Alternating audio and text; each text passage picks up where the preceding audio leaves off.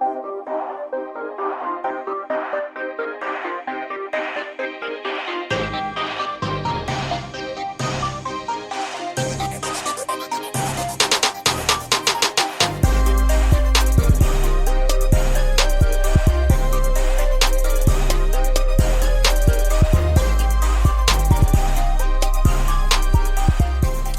bases dropped on a new edition of Soccer Down here. It's a Friday. It's May 22nd. We've got lots of things to get into, so it's a freestyle Friday on the show. Wherever you want to go, we'll get into it. We've got a lot from MLS. We've got a lot of stuff out of England. We've got a lot of stuff from a lot of different parts of the world because there's a lot of stuff going on. But where I wanted to start this morning, just to give you an idea, we talked a lot yesterday about the, I think, harsh realities that are all starting to come to the fore right now about pro sports. Let's get into this one from the Front Office Sports newsletter that came out this morning, which is a great resource if you're not subscribed to it. They do cover soccer as well as other sports. Just on the college football front, this kind of blew my mind. If there is no season, which I don't think will happen, I think there will be some form of a season, but if there was no season, 65 Power 5 schools would lose $4 billion. 20 FBS athletic departments have already announced pay cuts, furloughs. That's just from the spring side of it. We've seen schools drop spring sports. We've seen baseball dropped at a few schools. We've seen soccer dropped at the University of Cincinnati.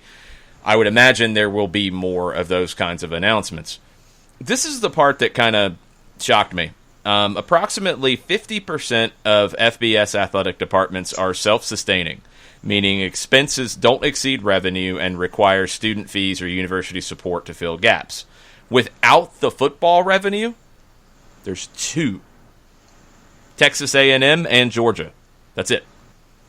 Without football, it's not even in the, and this is on the college sports side, but without football, only two schools would not be spending more than they're bringing in. That's crazy. That's what college sports are facing. So this isn't even just a, like, oh, well, England's League One clubs really run themselves poorly. Well, yeah, some of them do. But it doesn't matter. It doesn't matter if you are the biggest. It doesn't matter if you're the smallest. Everybody is dealing with this, and it's creating some weird situations like we're seeing in MLS, and kudos to everybody at The Athletic for being all over this on multiple fronts yesterday. I think everybody under the Athletic banner contributed to the articles that came out, and there were two. And we've kind of combined the information from both. I'm sure most people have seen it, but John, let's run through the basics really quick. So they have a document now that is the guidelines for the competition for the delegations heading to Orlando. It was dated on May 20th, so this is pretty recent. And it would be a 5-game tournament, essentially, with a group stage. The first place and second place teams in each group, which there'd be 4 groups, would go to a quarterfinal, semifinal, and final in a knockout. The proposal, the guidelines, gave details on how the testing would work to a degree. It wasn't completely filled in. And just what it would all look like. What was your takeaway reading all of this that came out in The Athletic yesterday? The sheer depth of the plan. That was my biggest takeaway. When you're talking about the competition, you're talking about how many people can come as a part of your traveling party, the sheer amount of folks that would have to be in the location that you're going to have to be looking at. Yeah, you're looking at the notion of a start date of July 3rd, but for me, the protocols that would have to be in place to make sure that everyone was as healthy as possible, to make sure that the competition could go with as few hitches as possible for me. Not as healthy as possible, as you know, no COVID-19. Period. Right. Yeah. That's let's be clear. No COVID-19. You got it. You ain't coming. Yep. All right. Here's the details. Let's talk about the competition side first. So 4 groups. the groups would consist, 2 of them would be from the East, 2 of them would be from the West. Nashville would move over to the East. One of the reasons Nashville would move over to the East is the idea is these group stage games would count as regular season games. Teams would eventually continue to play games in home markets later in the year. Nashville is going to move to the East for that because you're not going to put the travel burden on Nashville under these circumstances. So they're going to come over to the East for this. Okay.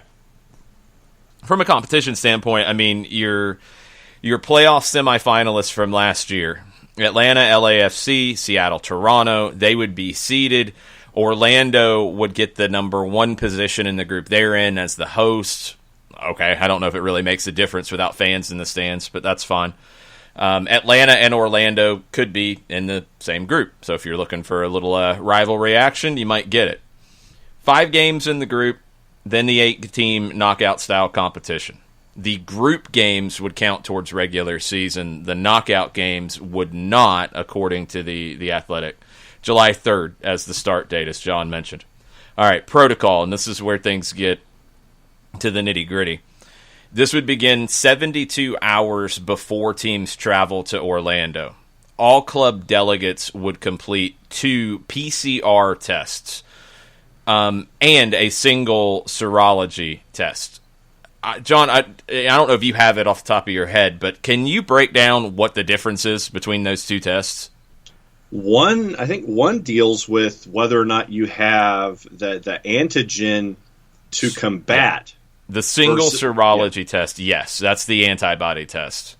What's the PCR test? Is that just your basic? Is that just your test to see if you have COVID-19? That's your test. Okay, that's the basic. Cool. 2 of those, 24 hours apart. So they're not just doing one test that, as we've seen, is not 100% safe. We talked about it on the Premier League side earlier this week. 2 tests in a week to be false on both. To be incorrect on both, either both are positive, both are negative, and they're wrong. To be wrong on 2 tests within a week, it's like 7,000 to 1 odds. So It's very, very rare for that to happen. Probably a good reason why they're doing 2 tests in the 72 hours before going. Okay, this is all before they get to Orlando. That'd be identical for teams, players, staff, MLS staff, referees. Everybody going to Orlando, that's what they would do. The serology test, the antibody test, would be taken every 3 months after that. Okay, players who test positive for COVID-19 would not travel to Orlando and be quarantined. Players and staff from their market would be subjected to additional cardiac testing if someone tests positive. So if there is a positive test, there would be extra testing on probably volume of the COVID-19 test, but also some additional medical testing for anybody or if somebody tests positive in a team. I want to try to get it clear here. Club delegates who test PCR negative, but antibody positive, would be able to travel if they're asymptomatic. That was kind of a weird delineation. If they're negative for the COVID-19 test, but they have antibodies, that would lead you to believe that they have had it and they have recovered and built up antibodies. I don't know why there would be an issue about them traveling if they're negative on the COVID-19 test. They're not. They are traveling, but it's if they're asymptomatic. So I guess maybe, and this is way above my pay grade, there is a period of time where you can test negative for the test, but positive for antibodies, but still be contagious is the concern. I don't know. Yeah, in doing some quick stuff on the PCR test, PCR just gives a good indication of who's infected. Yeah, that's the point. So they can be isolated, get in contact with folks they've been in touch with, and all that stuff. Yeah, no, that part, we got that. That's not the issue. I'm saying for people who test negative on PCR, but positive on antibody, they're able to travel if they're asymptomatic. Yeah. Which they don't have COVID-19. Right. And so I think that I think your assessment is correct in the notion of the ability to travel. They should have had it or will have had it is the assumption. No, they've had it. No, they're not will have had it. No, they're not, because they have antibodies doesn't mean that they will get COVID-19. No, will have had it in the past is what I'm saying. There we go. Will have had it in the past, and that way everything is out the door and they should be okay to travel. Yeah, no, I think you're missing my question. The assumption from the way it was written in The Athletic, and maybe it's just the way it was written, was if they are showing any symptoms but they test negative for COVID-19, but they test positive for antibodies, it seems like a gray area. I don't know. Yeah. We're getting into semantics. Yeah, it doesn't. Go ahead. No, just I agree with you. That's all I was saying. I agree with you in the semantics that it's an odd wording. It does. Yeah, it doesn't make a whole lot of sense the way it's put. Additional testing procedures are finalized by the league in the coming weeks, so we don't know exactly what the testing looks like in Orlando, which is a big question mark, and that's something that needs to get answered. Okay, the players, the staff, everybody arrives in Orlando. They're quarantined for a period of 7 days, regardless of the arrival date. In those 7 days, individual player workouts must be conducted within designated areas of the hotel. Every delegate would be required to take daily screening questionnaires and temperature checks. Meals would be delivered to each individual's room. Team gatherings prohibited. The people there may leave their room, have to stay in the hotel, but they have to maintain social distancing protocol and wear a mask. That's out of an absolute abundance of caution. This is really strong in terms of safety, so keep that in mind. This feels even above and beyond what Germany was looking at and what any other league that I've heard with a protocol is talking about. So, okay. This is the gray area. The question mark is, after that 7-day individual quarantine, then what? Is it group training? Is it individual training? What does the testing look like? That's a big question mark for me, and I'd love to get some answers there. All right, once you get into match play, players, club technical staff, they would undergo COVID-19 testing on the day before the first match in accordance with the competition testing protocol, which has not been finalized yet. If anybody tests positive at this point, the player would be isolated in accordance with the testing protocol, wouldn't be eligible to play. If a club is notified of the positive result more than an hour before kickoff, which you submit your game day roster an hour before kick, they would be able to replace the player with another one. Another team member who plays the same position. That doesn't really make any sense. If they're notified less than 60 minutes, so after the lineup card is in, you can't change them. So you get into some weird periods there where, all right, if you don't get the test result back in time before you put them on the game day roster, but then you get a positive test 30 minutes before kickoff, then they have to be pulled and you can't replace them.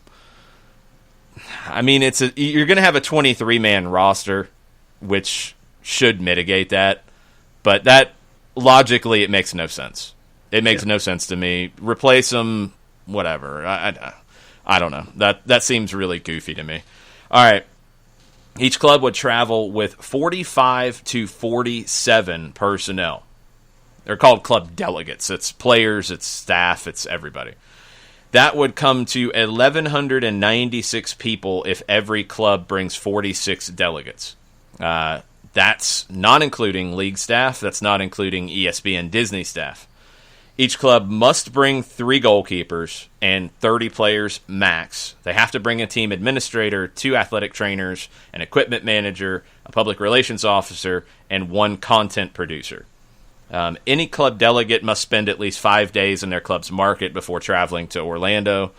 Okay. It's worth noting that players would be allowed to decline participation due to a high risk of severe illness as approved by a club medical officer. I would assume that no club medical officer would decline to offer that to a player who has any reason not to play. And the question, I guess, would come in if players just are concerned to play, or it's not related to them, it's related to a family member. Then what? I would assume that clubs would back their players in those situations. I don't think you gain anything by trying to force a player to play in this situation. Games would be at 9 a.m., 8 p.m., 10:30 p.m. That's all tentative. That's all Eastern time. That would avoid the heat in the Orlando summer. The matches still would have the cooling breaks. They would have referees with the ability to have drink breaks, discretionary, maximum of 60 seconds to supplement that. And that's where we're at. The step beyond this, they do want to finish out a season. They do want to play more games after this in market. There would be no inter-conference play. So Nashville coming over to the East would probably mean that they would play in Atlanta at some point, for example. The West would have 12 teams. The East would have 14. I'm assuming that is all for travel and cost, because Nashville flying out to the West Coast all the time is not a good idea. And they would go to 9 teams in the playoffs. Now, I've already seen some pushback on that, but look, you're not going to play a full season. You're not going to, if it goes down this way, you're not going to play a full season. So give teams more of an opportunity. Also, that's more money. That's more money for TV. That's more knockout games. At that point, maybe you have more fans in the stands. Maybe you're able to do some things with that. So am I surprised by it? No. I think it makes sense in this situation.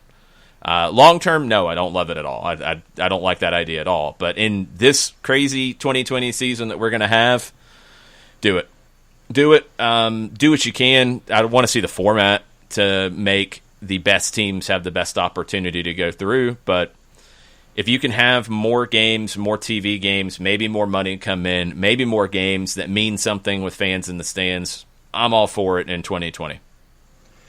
Yeah, when you went over the plan, obviously the one part that was the odd bird to me was the notification, the 60 minutes or less or 60 minutes or more, whether or not you could have 22 or 23 on a roster. I understand the abundance of caution that the league is putting into all of this thought pattern.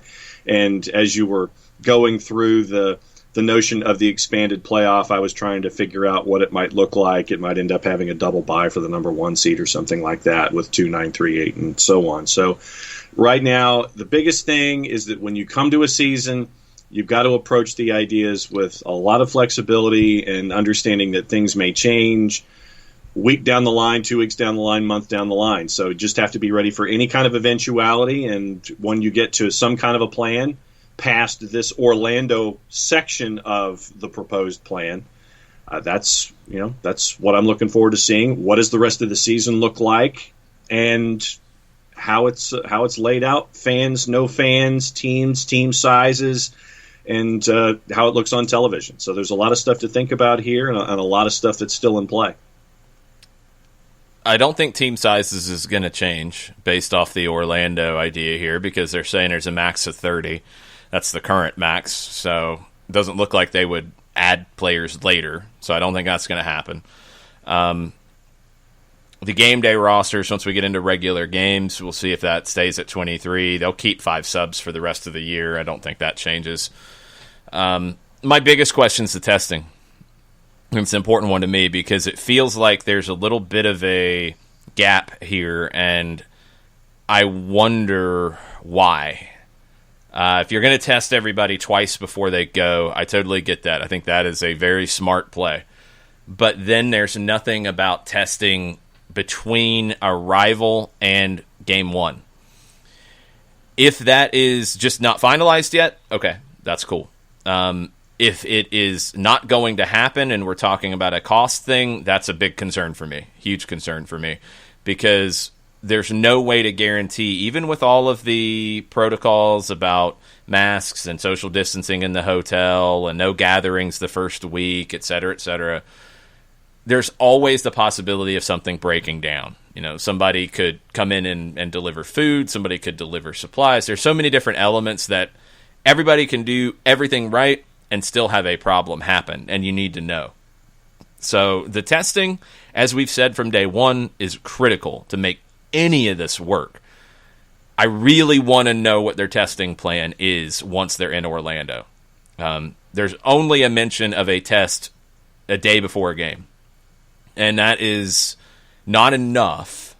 I think there's got to be more than that, and there's got to be more, especially in the build-up to it. As we've seen, we've got reports now coming out of Dynamo Dresden in Germany. They've got 3 more people that have tested positive that are connected to the club. One is a family member of a player at home. Santos Laguna is up to 12 players who have tested positive. Jonathan Orozco, the goalkeeper, who reportedly had the birthday party with the band on May 12th, he's one of the players who has tested positive. Asymptomatic, but a positive test on his end. It can happen, and in a team, it can spread.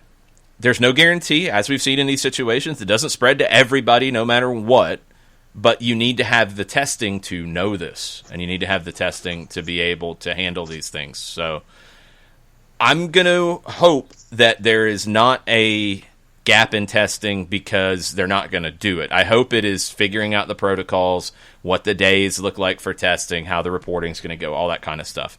If that's the case, all good. If there's going to be a limit in testing in Orlando, then that worries me. That worries me about the details here.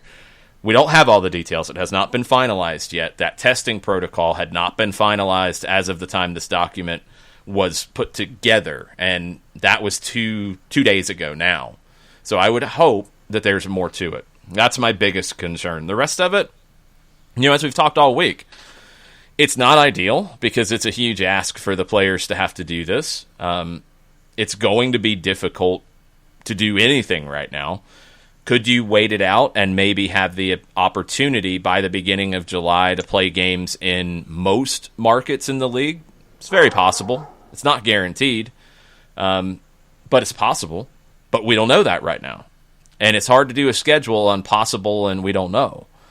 So more than anything, as we've got to get to and was alluded to in the reports, you also have the financial components that have to get sorted out here. You don't have the players sign off on this. You do have a series of proposals going back and forth about a pay cut, and the players have offered to take a pay cut. It sounds like what they're offering is 5% cut, 5% deferral.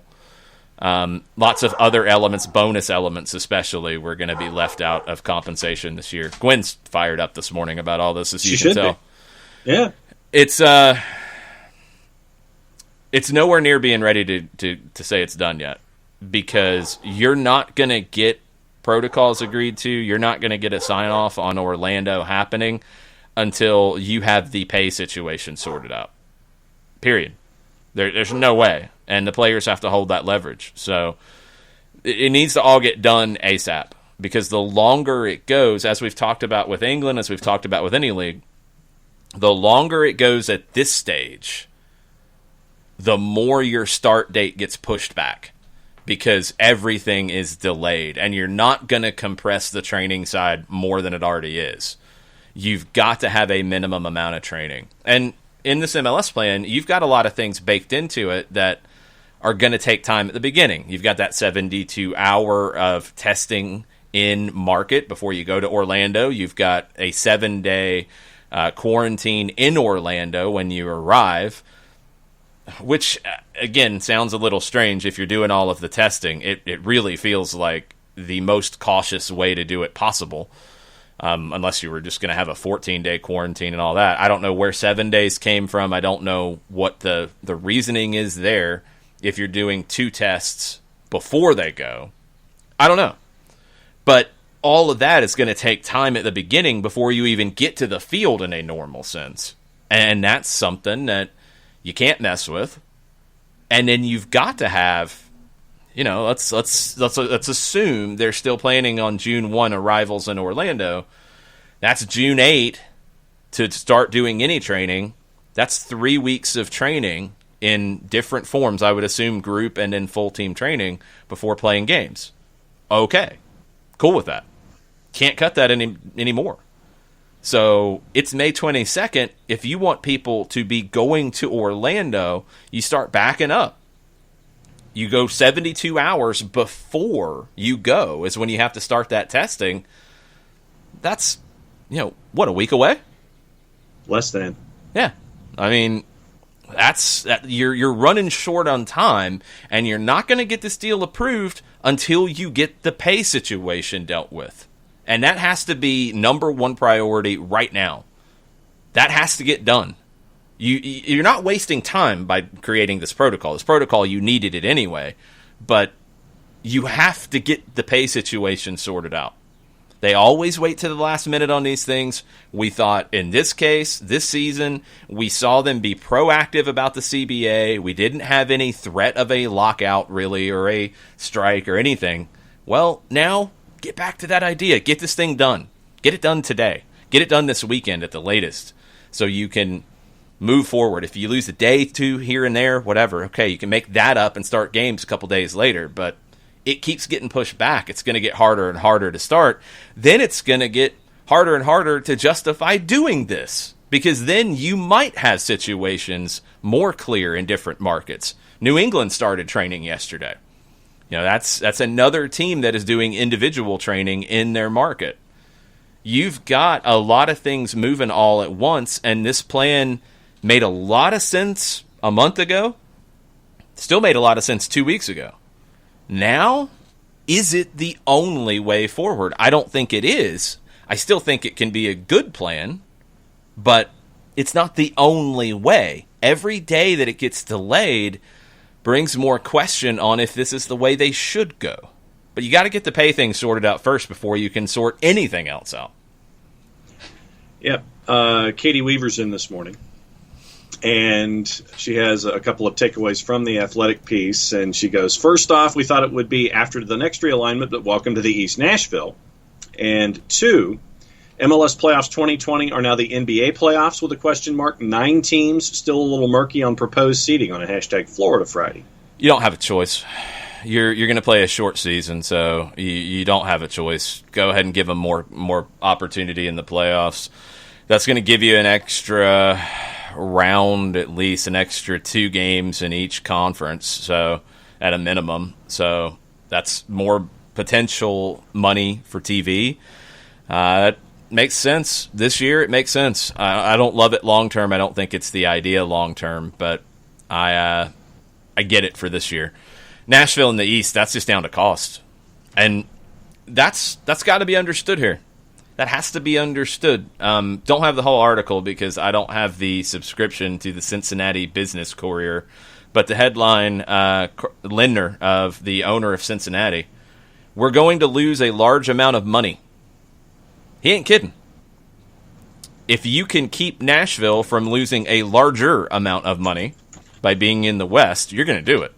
And if you're Nashville's ownership, you're going to demand it. You're going to lose a lot of money this year in MLS, no matter what plan you go with. If this one is more cost-effective than others, okay, then that's another very important element to it. If it's not, then you kind of wonder even more why you're going forward with this.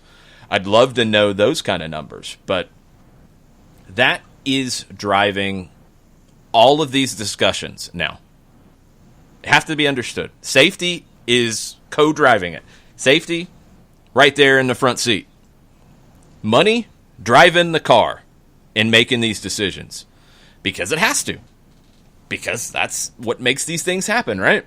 So Nashville moving to the East and creating an uneven number of teams and conferences, not what you'd like. Doing it for money. You have to. You can't ask Nashville to fly to the West Coast as many times as they were going to. It's not fair. It's too expensive when they can play Cincinnati, when they can play Atlanta, when they can play the teams nearby, Columbus. Cheaper. Cheaper, cheaper, cheaper. You're going to do cheaper in 2020 right now. Period. That's it. And don't be surprised if you see reformatting of league structures next year because of money. Because it's not like the money is going to magically show back up next year. These things are going to drive these decisions because they have to right now. As we said on the college football side, which is as big of a moneymaker as you're going to find in sports. Yeah, I know it's college football, but it is. You've got athletic departments, all of them, but 2 in the country that need football to be played to not be flipping their budgets over and spending more money than they bring in. 2 athletic departments in the country too. So you think MLS isn't worried about money?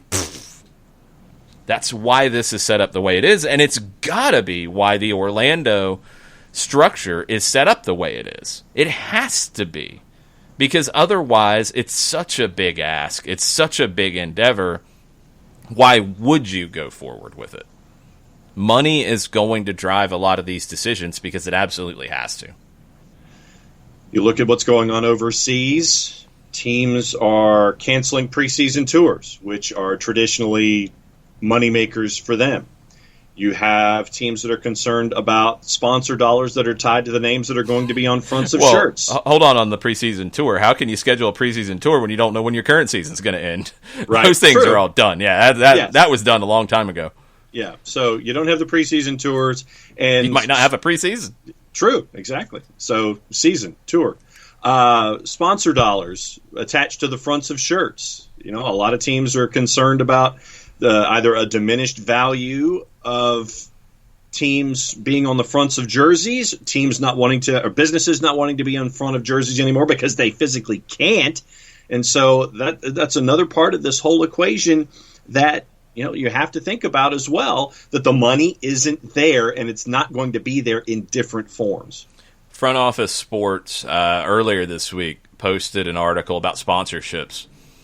In 2020, Two Circles, which is a sports marketing company, has found that their prediction, global sports sponsorship rights fees will decline 37% in 2020.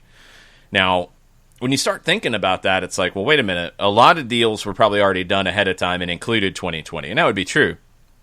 Anybody who is running out on a deal, anybody whose deal is up, anybody who's trying to sign a new deal, you're talking overall globally sports sponsorships, all sports, going from $46 billion in 2019 to probably about $29 in 2020.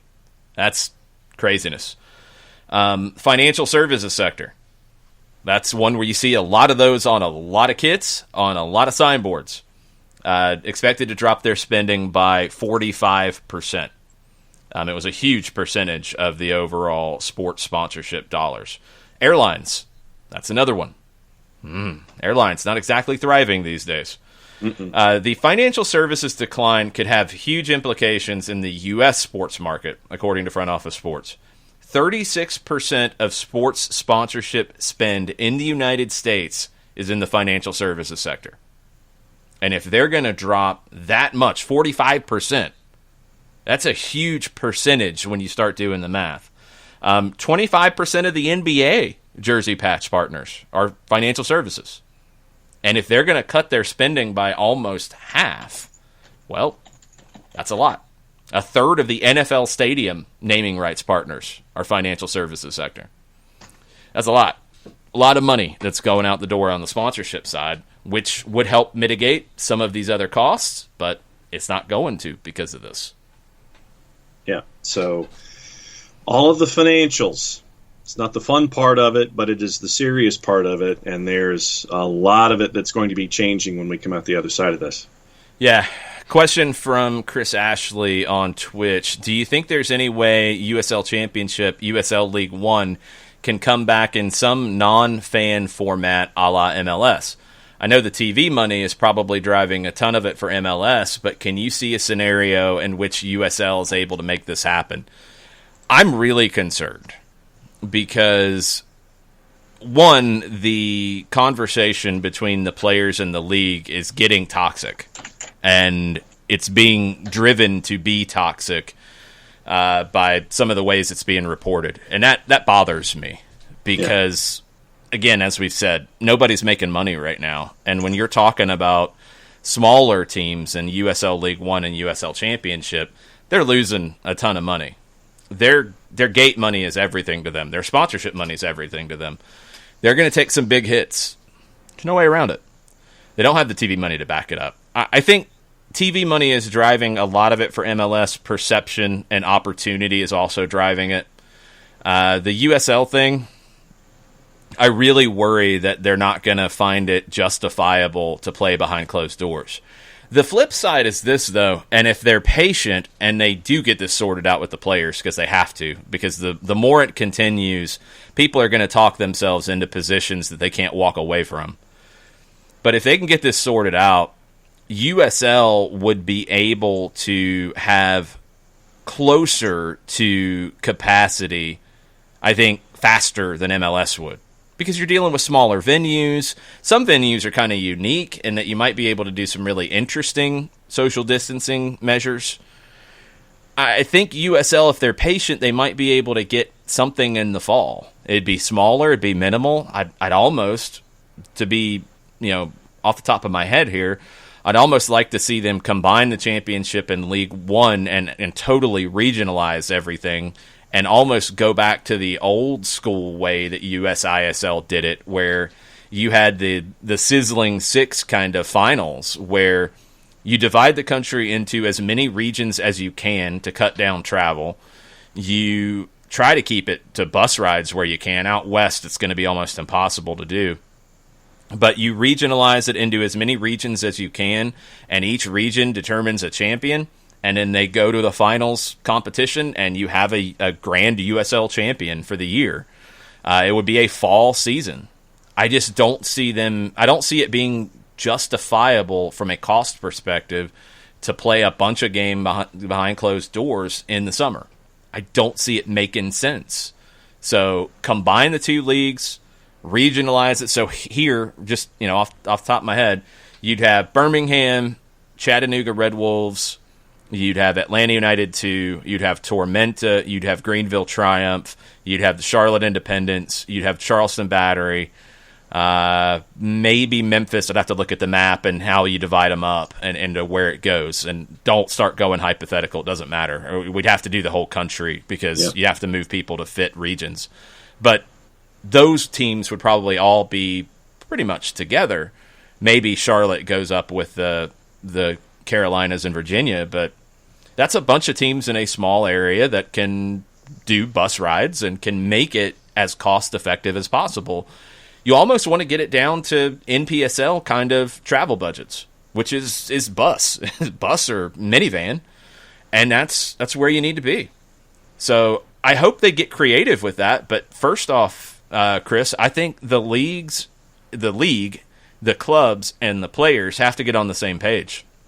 Because the more that this continues with sniping in the press, it's got to stop.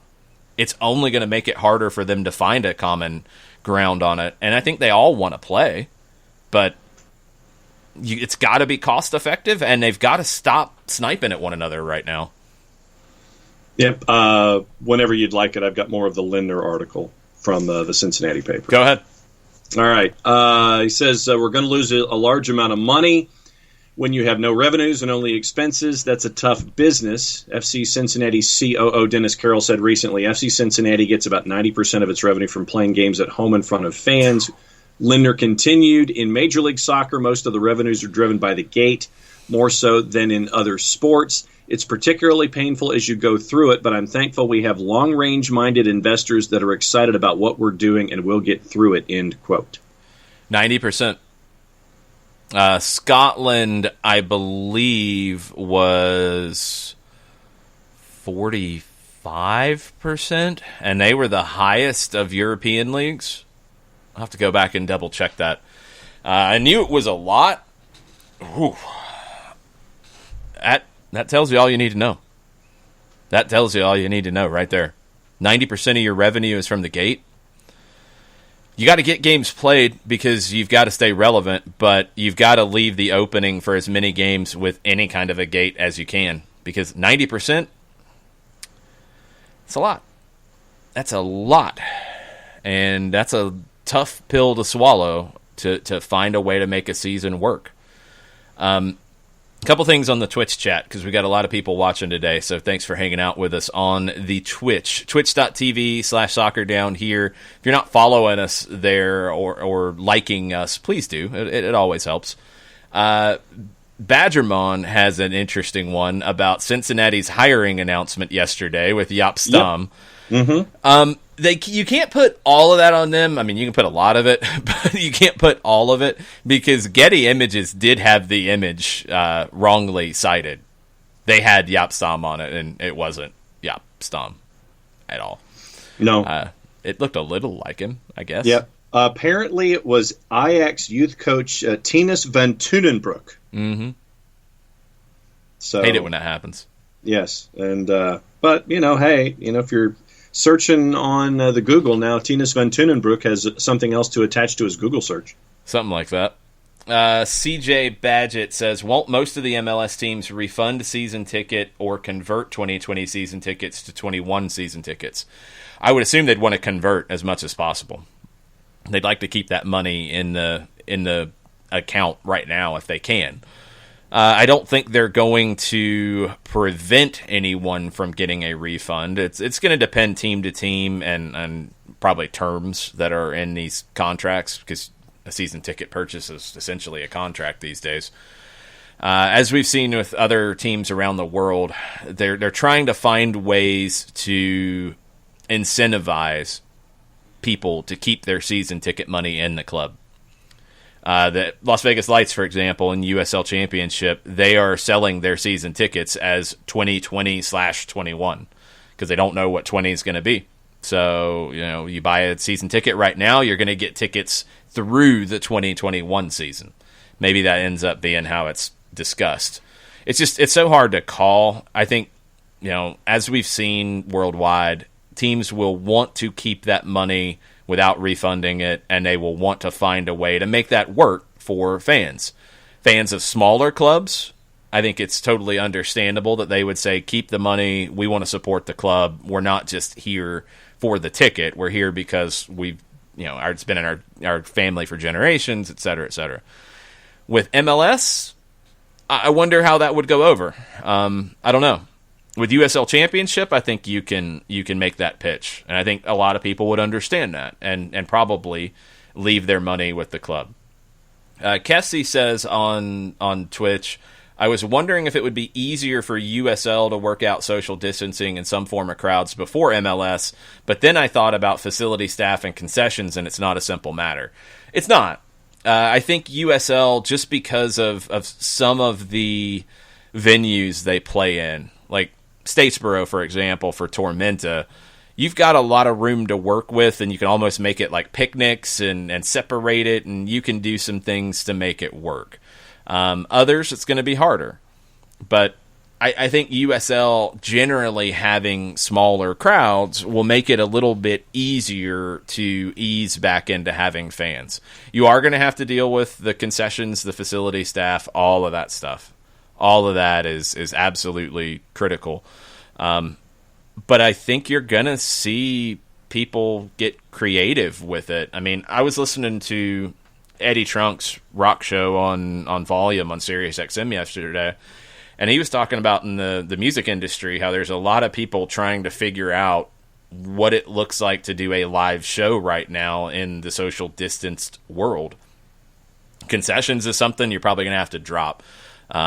Maybe there is a ticket price or a ticket surcharge that allows you to bring food in, that allows you to bring wrapped up food into the venue. That's probably going to be a smart way to do it. But in the music world, I mean, they're talking about, we've seen it with drive-in theaters. Can you do a show at a drive-in? Can you create a drive-in? As Mike Conti's mentioned, and he'll be with us in 15 minutes. There's an idea floating around that you could see something like that at the Home Depot backyard for Atlanta United games. You set up a big screen there, people pull up in their car, it's like a drive-in. Could you do things like that at a USL level? Maybe in some venues, and you're going to have to figure that out. It'd be interesting in some places that are smaller that you've basically got the parking lots set up as a drive-in where the game's on a screen, and it's not going to be exactly like crowd noise, but it's going to be pretty close to having crowd noise and car horns honking in reaction to things that happen in a game. So for people who've had a big issue with that, well, maybe that's a way to solve it. Don't know if that's going to work at the Benz in the Home Depot backyard, but in some venues, it could actually work really well. Yeah, I think if you think about League One, let's go back to Tormenta, where they currently play on Georgia Southern University, where the parking lot is right up to the edge of the field. And if you come up with some kind of couple of video boards or whatever right there behind the TV production stand in the locker rooms, and then you've got your drive-in right there, I think it could be the same. Chris Ashley could probably give us a better notion about what it's like at Legacy Early for Greenville Triumph. But I think that there are those places where you could have that kind of a setup, and I think the notion of car horns honking for goals and rallies, I think that's a cool visual to think about. Well, a car horn honking, John, it's not a visual. But the idea... Fine! I'm like, what in the world's he talking about?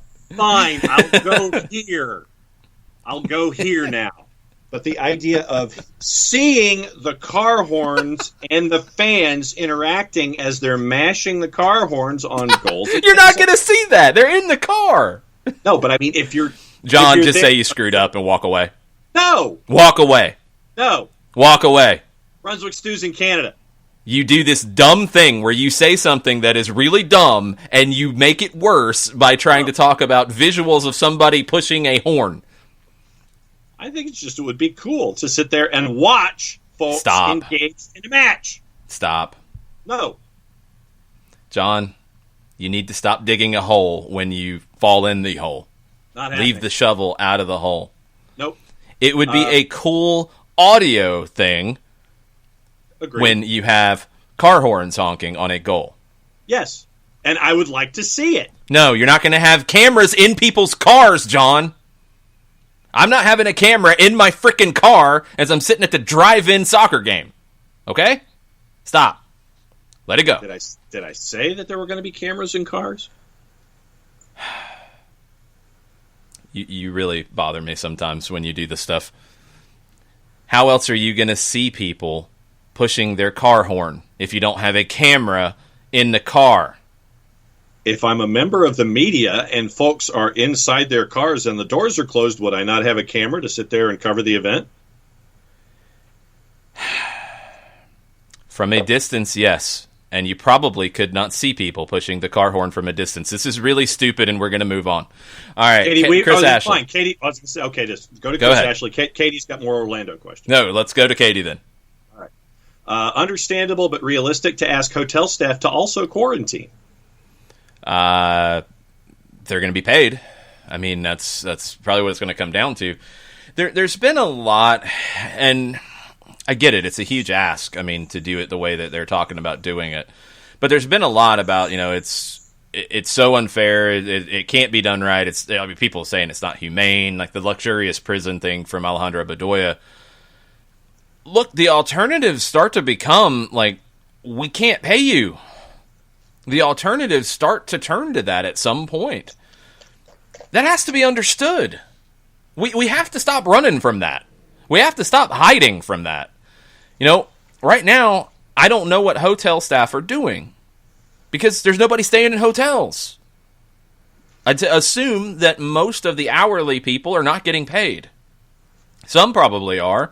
Some might be getting paid through the Paycheck Protection Program, but you're at some point you got to find a way to move forward and deal with it. I think we can throw up excuses not to do things over and over and over again because this is madness all the way across the board.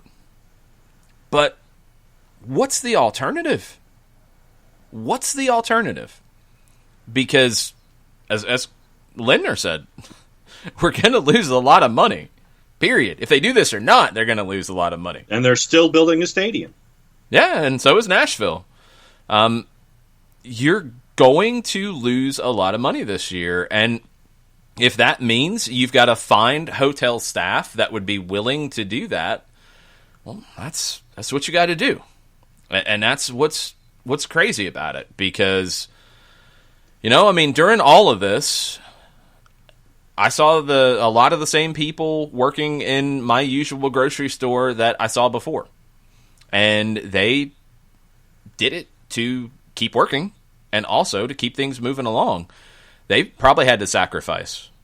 They probably had to be extremely careful with when they went home and all those kinds of things. We've heard about people, doctors, nurses, hospital personnel who didn't go home because they didn't feel safe going home, and they stayed somewhere where they could, basically isolate when they weren't at work. I'm not saying that playing sports is that, but playing sports to continue to get paid, to continue the business moving along, there's going to have to be a sacrifice.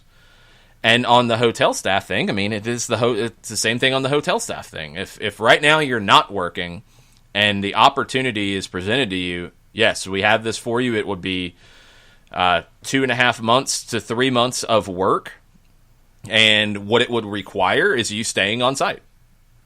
There would be people who would take that because they need the work. And there would be people who would say no because they can't afford to do that. That's going to happen with the players too. You're going to get some players who are going to say, no, I can't do this. Carlos Vela's wife is expecting. Yeah, that's massive because LAFC might be missing their best player.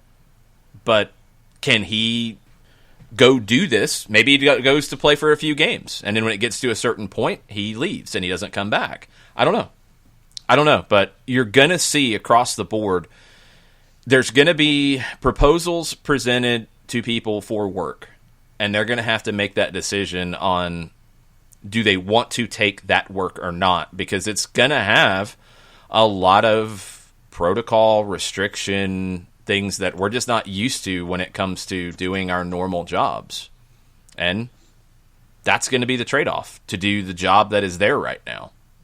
And it's weird and it's not ideal. But we have to understand its reality at this point because it's just where we're at.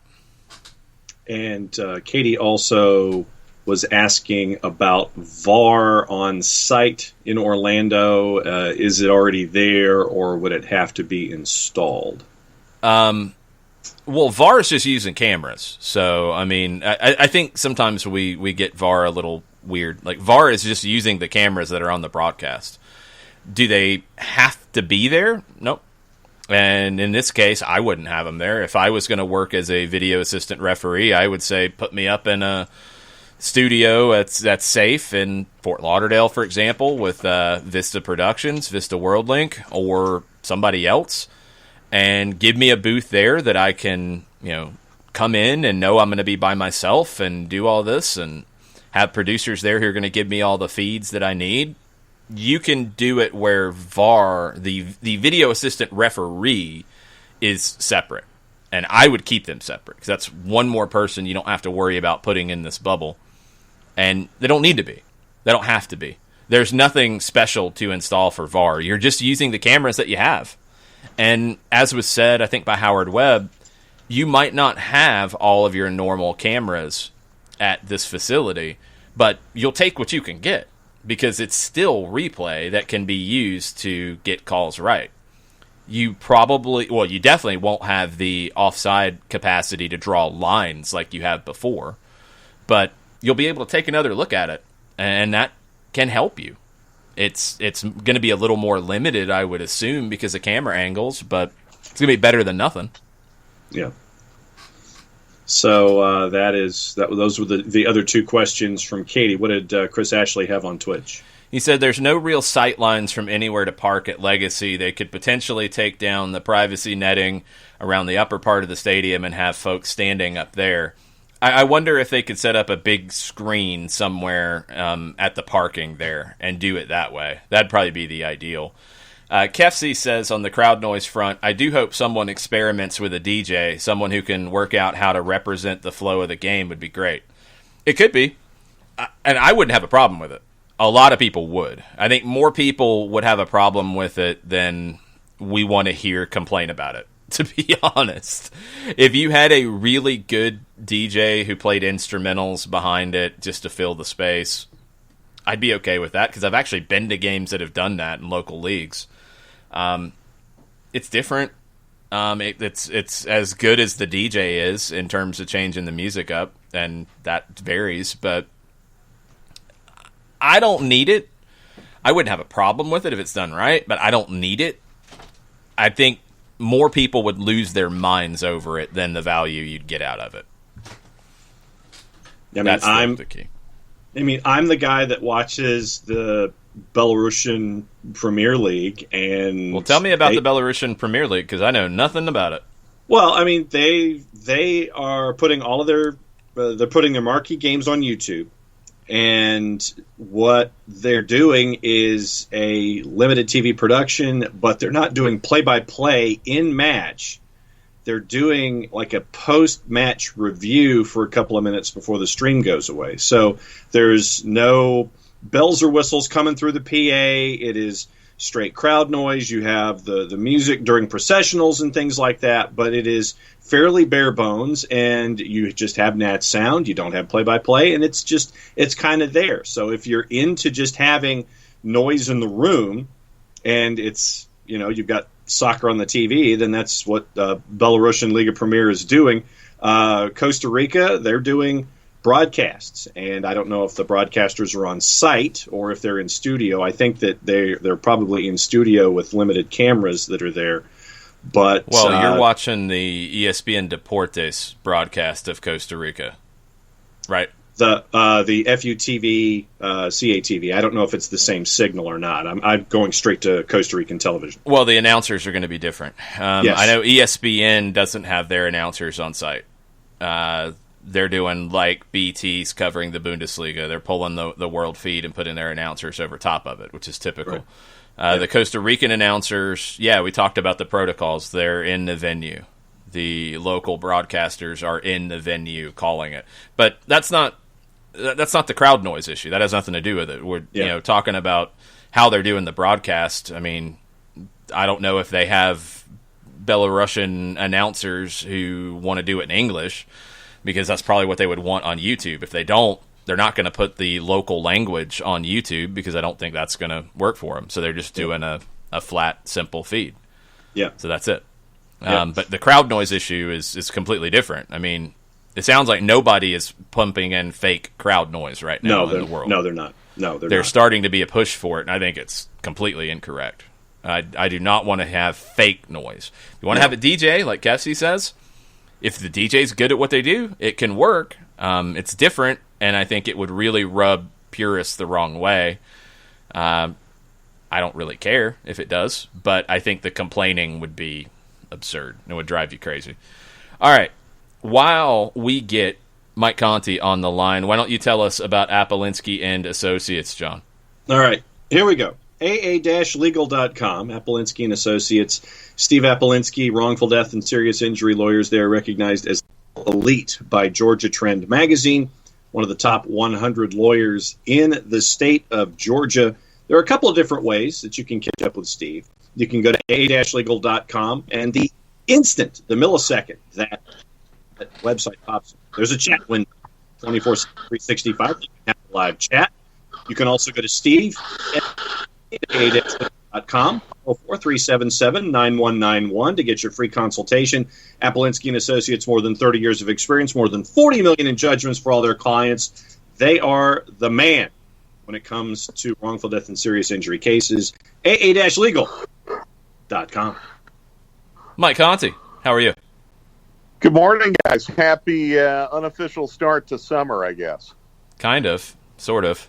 Yeah. It's weird. It's all weird. It's weird in MLS right now because we got lots of stuff that's on the table right now from these proposals. I know you were not a big fan on Wednesday. How do you feel after reading the excellent reporting from The Athletic to get all of this? Yeah, great reporting. And I'm still not a fan. I think so much of this doesn't need to be done anymore. And I'll go back to what I said on Wednesday.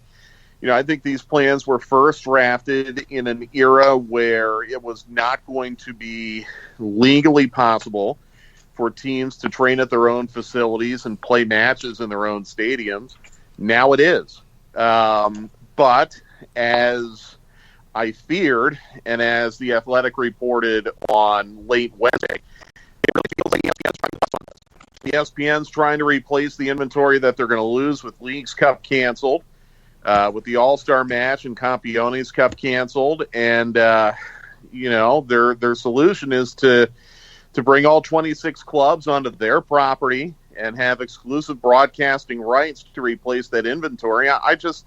It just creates such an avoidable hardship on the players, where I think, and Alejandro Bedoya even kind of hinted at this, like, all right, if this is where we're at and this is the solution to start the season, why does it have to be 26 clubs in Orlando? Why can't you do this regionally? Have 4 regional pods and do your training camp and your play-in tournament maybe regionally, and maybe put yourself in a position where, you can still train at home and come into the pod for a couple weeks worth of matches and leave. So you're not upending these players for 10 to 12 weeks. I think, again, we need to slow down and reassess. But as I feared, I think this is ESPN driving the bus. And, again, if this is the way that we have to start the season, then I'm for it, because we need to have matches. I just think we could do it better. One thing on the ESPN side that I did read was that it wouldn't necessarily be ESPN exclusive. Fox and TUDN, Univision have been brought into it. It started with ESPN, but the others have been brought into the conversation. Yeah, and yes, that's true. But again, I mean, I think just like the NBA, the reason why Disney World is the venue is because of the Disney tie-in and the ESPN ownership. So I don't know. And I really do sympathize with everyone in the league office, because this is very, very challenging. It's very tricky. There are tons of logistical hurdles, and I really admire the effort to get some kind of season started, and the sooner the better. I mean, we're looking at National Hockey League starting June 6th, Major League Baseball, if they can get it together, probably July 4th. If I said June 6th for hockey, I meant July 6th, excuse me. July 6th for hockey, hopefully July 4th for baseball, hopefully around the 1st of July for the NBA. Now I'm seeing July 3rd for Major League Soccer, so that's great. I mean, everything would come back at once, and that's super. You don't want MLS.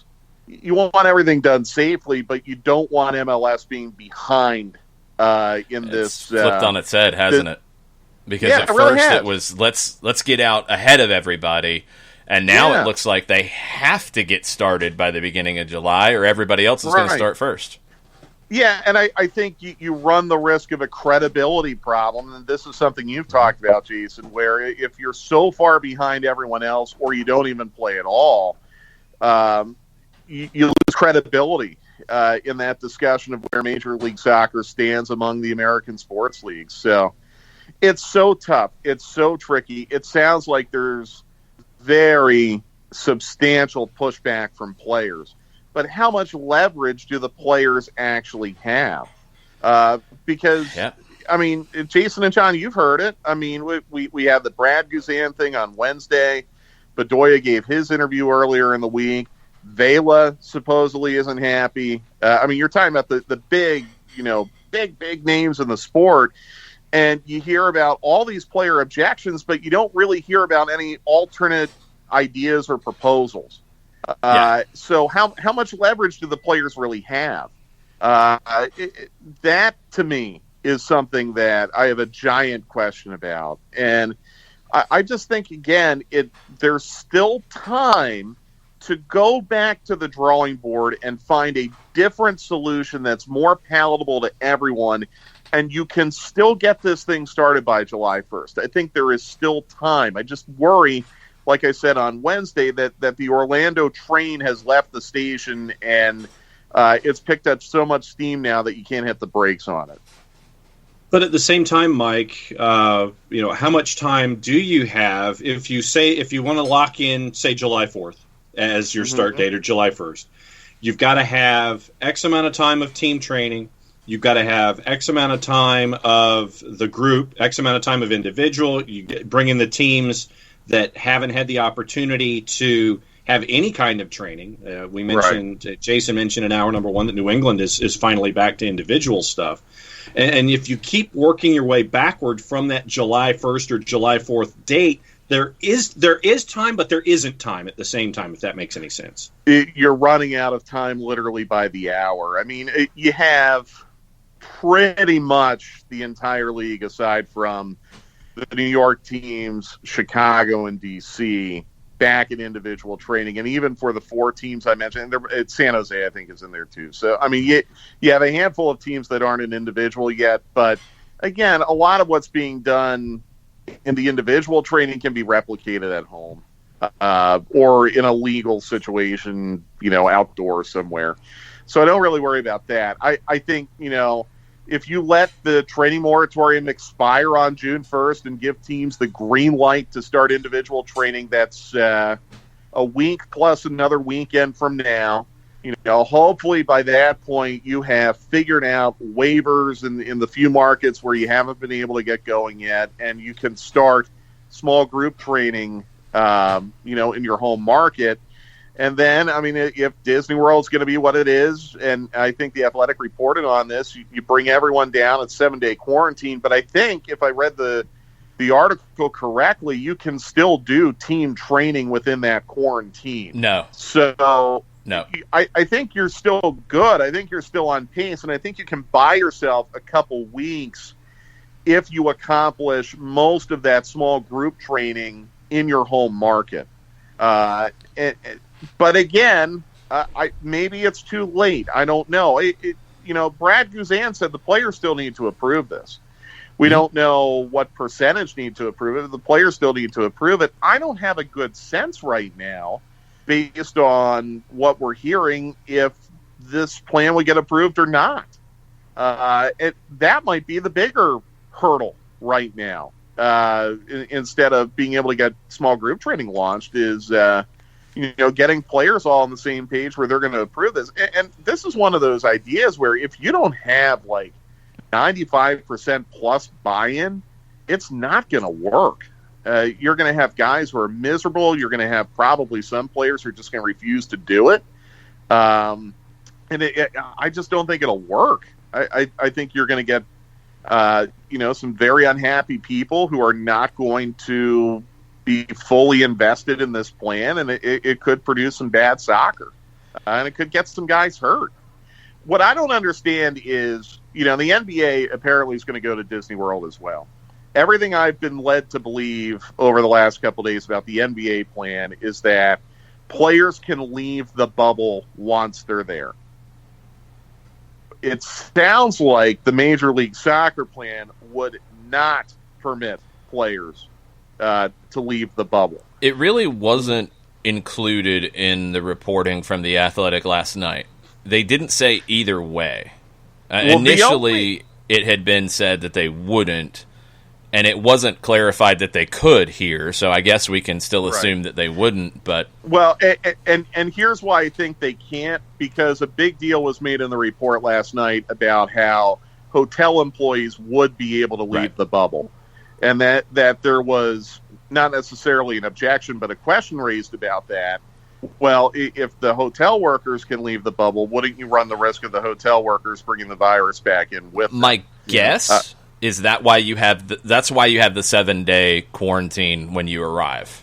So if we want to connect the dots, which I think we're all kind of trying to do right now, then if you leave, and let's take Carlos Vela's case, for example, because Carlos Vela's wife is expecting. I don't remember when she has the due date. I don't remember if it's during this period of time.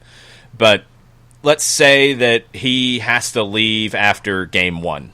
He gets a call, he has to go home. He goes home. But LAFC makes it to the playoff round, and he wants to come back. When he comes back, can he go through that 7-day? And in that 7 days, the way that they've worded it, and this is from the Athletic report, numerous restrictions in the 7 days. Individual player workouts in a designated area of the hotel. They'd have to do daily screening questionnaires, temperature checks, meals delivered to their room, no team gatherings. They can leave their room and stay in the hotel if they wear a mask and follow social distancing protocol. Could you leave and come back if you have to go through the 7-day quarantine and test clear? Because they're doing 2 tests before they go, in the 72 hours before they go. If you check off all those boxes, can you leave and come back? So I have a question. If that is the procedure, and it seems to make a lot of sense, if that's the procedure, then why couldn't LAFC just stay home and play 1 match a week? And if it's a road match, they're in a 7-day quarantine. Like, say, they'll go to the road city 7 days in advance. So if LAFC has a fixture against San Jose on a Sunday, they go to San Jose the prior Monday, and they're in 7-day quarantine, but they're still training with each other. They play San Jose. One thing it looks like, this is where I'm a little confused. From that article, it doesn't sound like they're training together in this 7 days. It says no team gatherings are prohibited. They can individually work out in designated areas of the hotel. There could be some things missing there, but that's the way it was written. I don't understand why, though, because if you've tested and you've tested negative, what's exactly? Again, I'm not an expert, but like, what's the point then? Like, why would you have to quarantine if you've tested negative? That's what I don't get either. I don't understand that either. Yeah, and I'm sure there's an explanation that we'll get on that. And that part has not been finalized. We need to make that clear. The actual testing policy procedure had not been finalized as of 2 days ago when this document was dated. Right. I don't know, guys. I mean, at least in the first division of the Bundesliga, they were in a little bit of a quarantine before their matches this past weekend. For the first week. They didn't do that this week. Yeah. Right. Just for the first week. They played their matches. They all went home. We have gotten no reports of any outbreaks. There was the situation with Dynamo Dresden. That's in the second division. They have had a cluster. They've had 4 cases. But I don't know. Like, so far in the Bundesliga, everyone played and went home, and we haven't had any reports of any problems. I'm not quite sure why this is not an option for MLS. But have we heard of any MLS players testing positive outside of Shabilko at the very beginning? Shabilko way back in, March, right? I haven't heard. There might have been one other in Seattle that was not named. But again, back in March. I think that was a stadium employee. I don't think that was a player. That's right. Yeah, Shabilko's the only player I'm aware of. And like you said, that was all the way back in March. Yeah. So, but again, I mean, I don't know. I don't know what the concerns are and if there are specific concerns I'm not thinking about that are being addressed that would make this plan a little more sensible. I don't know. And that's where I'll go back again and say I really do appreciate and sympathize the hard work that is being done to get a season started within the next month and a half. Like, I really do appreciate it. This is not easy stuff. I just, again, think we are seeing that there could be a more humane way to do this, and I hope it's being considered. Montreal Impact employee contracted 5 weeks ago. Okay. So that's the employee. So yeah, Shabilko and the Montreal Impact employee, and that is it. That's the only Seattle thing that popped up. Like stadium or event person. Yeah. So those are the only ones that have come across any kind of search that I just had. Yeah. Yeah, that's pretty crazy. I mean, it's now again. I mean, you might have had asymptomatic people who had it and weren't tested, and that's where an antibody study would come into play. Yeah, and they are doing that. Yes, and so is the NBA. I don't know, guys. I mean, again, I want to see matches as soon as possible, but I also want to see everyone have fun doing it. So you know more about the NBA plan than I've heard. What is the plan? How different is it in what you know of and how it's being talked about? Because they're both talking about going to Orlando to finish a season or do a portion of the season. All right. So in the NBA, there is still some discussion about having two pods, one in Orlando and one in Las Vegas. And again, here's where the reporting gets a little bit confusing because it's been incomplete. The Athletic reported about the Orlando proposal on, I think it was Tuesday, but the report mentioned in kind of a fleeting paragraph that a two-pod option is still under discussion. But the way I understand it with the NBA is that they would finish the regular season up to 70 games. They would stop it there, which, again, I think is completely pointless. Everyone in the playoff race right now is more than 3.5 games ahead of 9. How many games would that be for everybody, roughly, to get to 70? Hawks? Yeah. For the Hawks, it would be 3. So they'd go to this to play 3 games. Yeah, I think it's a joke, frankly, but that's what's being thrown out there. And then they would start a full playoff 7-game series. Adam Silver is insisting that each series must be 7 games. But the big difference between the MLS proposal and the NBA proposal, again, deals with leaving the bubble. And I'm not talking about players leaving the bubble to go back to Oklahoma for 7 days and then come back. It is while they're in Orlando, if they want to go to Benihana in Winter Park, and it's open, they can, and then they can return to the hotel at Disney World. It would not be a lockdown, as Alejandro Bedoya put it, luxurious prison. Players would be allowed to go in and out of the bubble, ostensibly because they would relocate their families temporarily to Orlando. That's the part that's what I was wondering about, because if the NBA is going to do that, there's no way the NBA or the MLS can do it the way they're talking about. There's no way. Yeah, no, and if I don't know who the big muckety-mucks are in the players' union right now. I don't know if it's Bedoya. I don't know I just don't know who those guys are right now. I assume there are probably a lot of veterans, guys like Kyle Beckerman, and, Brad Guzan said he's on the periphery of it right now. I think Jeff Lorenowitz is Atlanta United's player rep. But if I'm in the union, I'm pointing to that NBA proposal and saying, well, now, wait a minute. If that's what they're doing, why can't we do the same? The difference is, and I hate to bring this up, but if you look at the economics, an NBA player who's making $15 million a year, it's not that big a deal for them to move their family into short-term rental housing or an extended stay hotel for 2 months in Orlando. For a rank-and-file MLS player who's making, $95,000 a year, man, I don't want to pay that hotel bill or that short-term rental bill for 2 months. So that's hard, too. What would the league do to help the players, even if they were allowed to leave the bubble, bring their family down? I really think there's a compromise here, guys, which is, yes, ESPN wants inventory. Disney World's open. You can get all 26 clubs down there.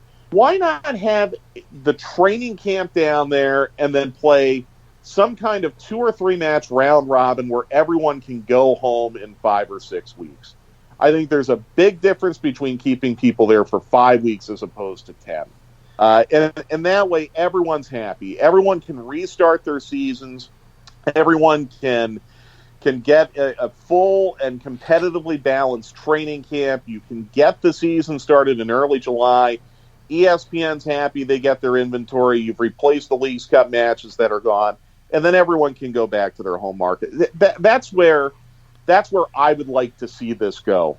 And sometimes, too, I think in a negotiation, maybe there is a purpose for the league to throw out the possibility of teams being in Orlando for 2.5 months. Because coming off of that could be seen as a concession that could benefit the player side of it. I don't know. Maybe it's a negotiating tactic, but to me, again, like I said, I think they're just the concept is sound, and I like the fact that they're trying to start the season. But there's got to be a more humane way to do it. Mike, for the record, looked at the executive board. Jeff is on the executive board also for the MLSPA. That's what I thought. Yeah. Yeah. And look, I mean, I don't think we have heard.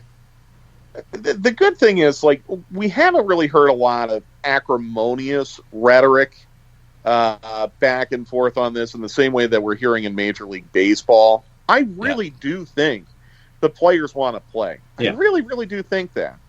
I really, really do think the players are aware of the economics of where we are in sport right now, and that they're probably going to have to make some sacrifices, and I think they're willing to do that. I'm not hearing any rhetoric to the contrary, so there's no way this can't get done in a good faith way. But man, I mean, if you're asking me to take a pay cut and leave home for 10 weeks, man, oh man, it's just I can't get behind that. It's just too much. It's too much, and it's a really delicate balance right now for the league, which is trying to get matches restarted because fans are craving it and TV networks need the content, but also doing right by the people who are providing us this entertainment. Let's go back to the timing for a minute, because this is the important element of it to me.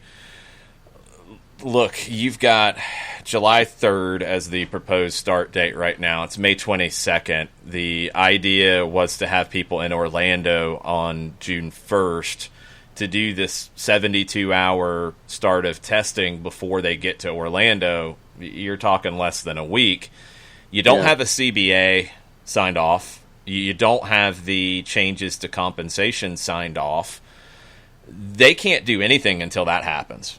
At least the compensation changes for this year. There's no way you're announcing a plan to play games until you get that signed off. You're out of time. I think if they don't have it done by the weekend, by the end of the weekend, there's no way they can be on time for this. And then you get into that point that you mentioned. Everything else is looking like it'll be back in that week. If MLS goes from being first to actually being last, it's a bad look. It's a nightmare. It's a really bad, especially because MLS has been working on this for so many weeks. Yeah. They have more financial challenges than the others. I think that does have to be understood. 1,000% right. No, that's absolutely right. But I don't know, like there's a big part of me that thinks, why don't we just wait until mid-August? We start everything in home markets. We play, round robin in your conference, and that's I guess 24 matches, and then you go to an expanded postseason, and it's basically September through Christmas or August through Christmas. Part of me thinks, that might be better. Fans might have more access, players will be happier, but there's going to be so much on the sports calendar starting July 4th and continuing through late summer into the fall that I think MLS could really, really suffer some damage if they don't get started on the same timeline as everyone else, because it's going to get lost in the mix.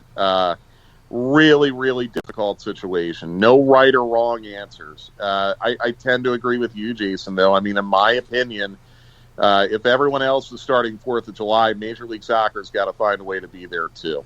By the way, I mean, there are some elements of this that I do like. I mean, it sounds like when they break out of Orlando, it's going to be just, intra-conference matches only for the remainder of the season. Nashville goes into the East. That's where they should have been all along. So, there are elements of this that I really like. I know you guys were talking about VAR last hour. This might really accelerate the push to centralized VAR. Yeah. There's no point in having video assistant referees on site in Orlando if they're trying to minimize the number of people on site. So if this gets us to centralized VAR, good. If protocols are put in place like they have been put in place in Germany, where you aren't allowed to surround the referee after a controversial decision, and good. Like there are elements of this that I think will be okay. Playing matches at 9 a.m, good. I like that. That's something different. We've seen NASCAR hold weeks races midweek, and they've gotten an audience for it because it's different. Seen baseball with the 11 or 12 o'clock starts, the businessman special. And 8 o'clock and 10:30 at night doubleheaders, good. Yeah. I love that. I mean, if you're on the West Coast, that's great. Should be doing that already.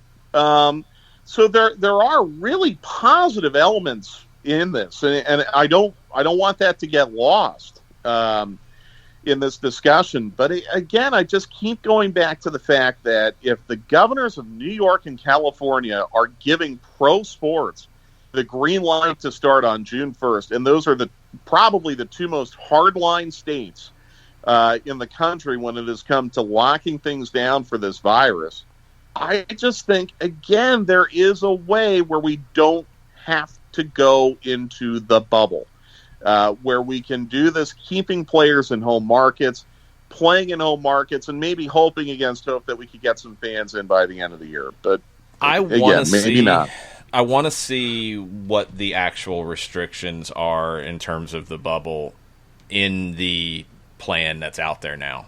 Like I said, it wasn't specifically mentioned in the article last night either way. Only that 7-week period when they first arrive. Is it going to be a true bubble? Can you leave? If you leave, do you have to come back and do the 7-day quarantine on your way back in?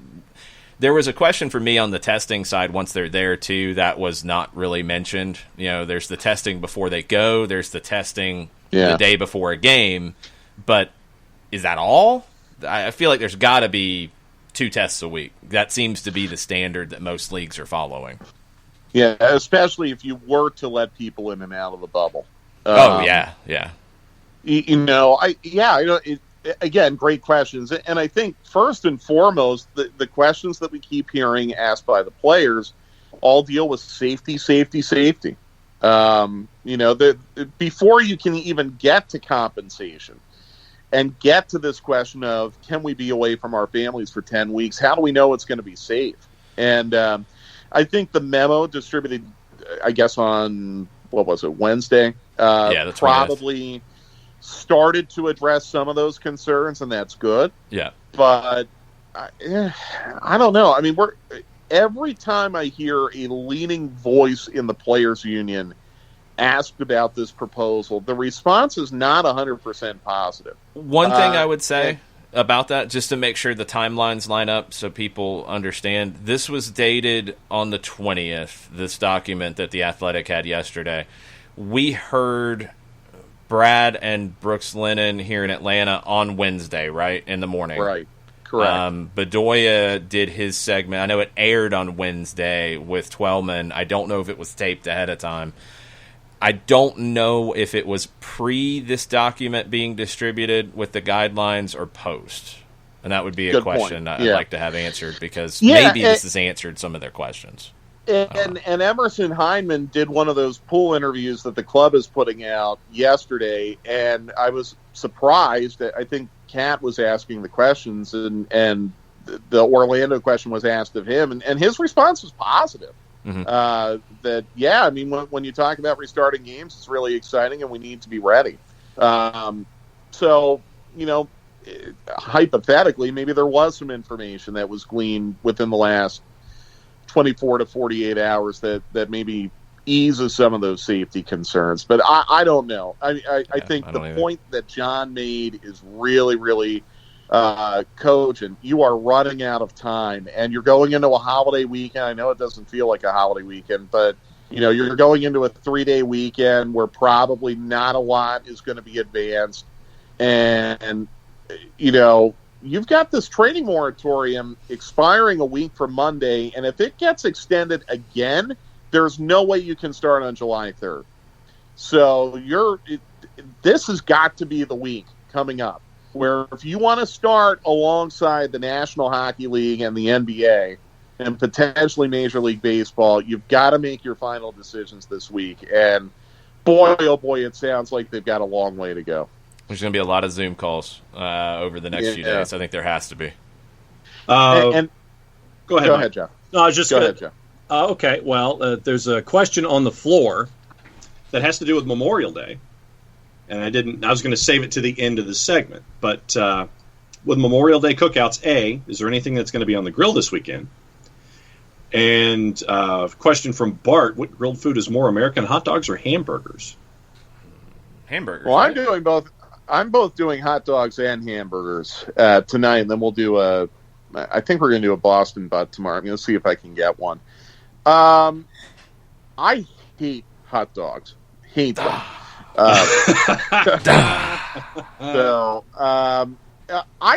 still, I mean, hot dogs are basically an Americanized form of, either brats or knockwurst or sausage or something that kind of came from the old world. So where I think a hamburger, which was invented in the state of Connecticut, is probably more of an American invention. So I would lean towards hamburgers being more American. Now, that's a good question.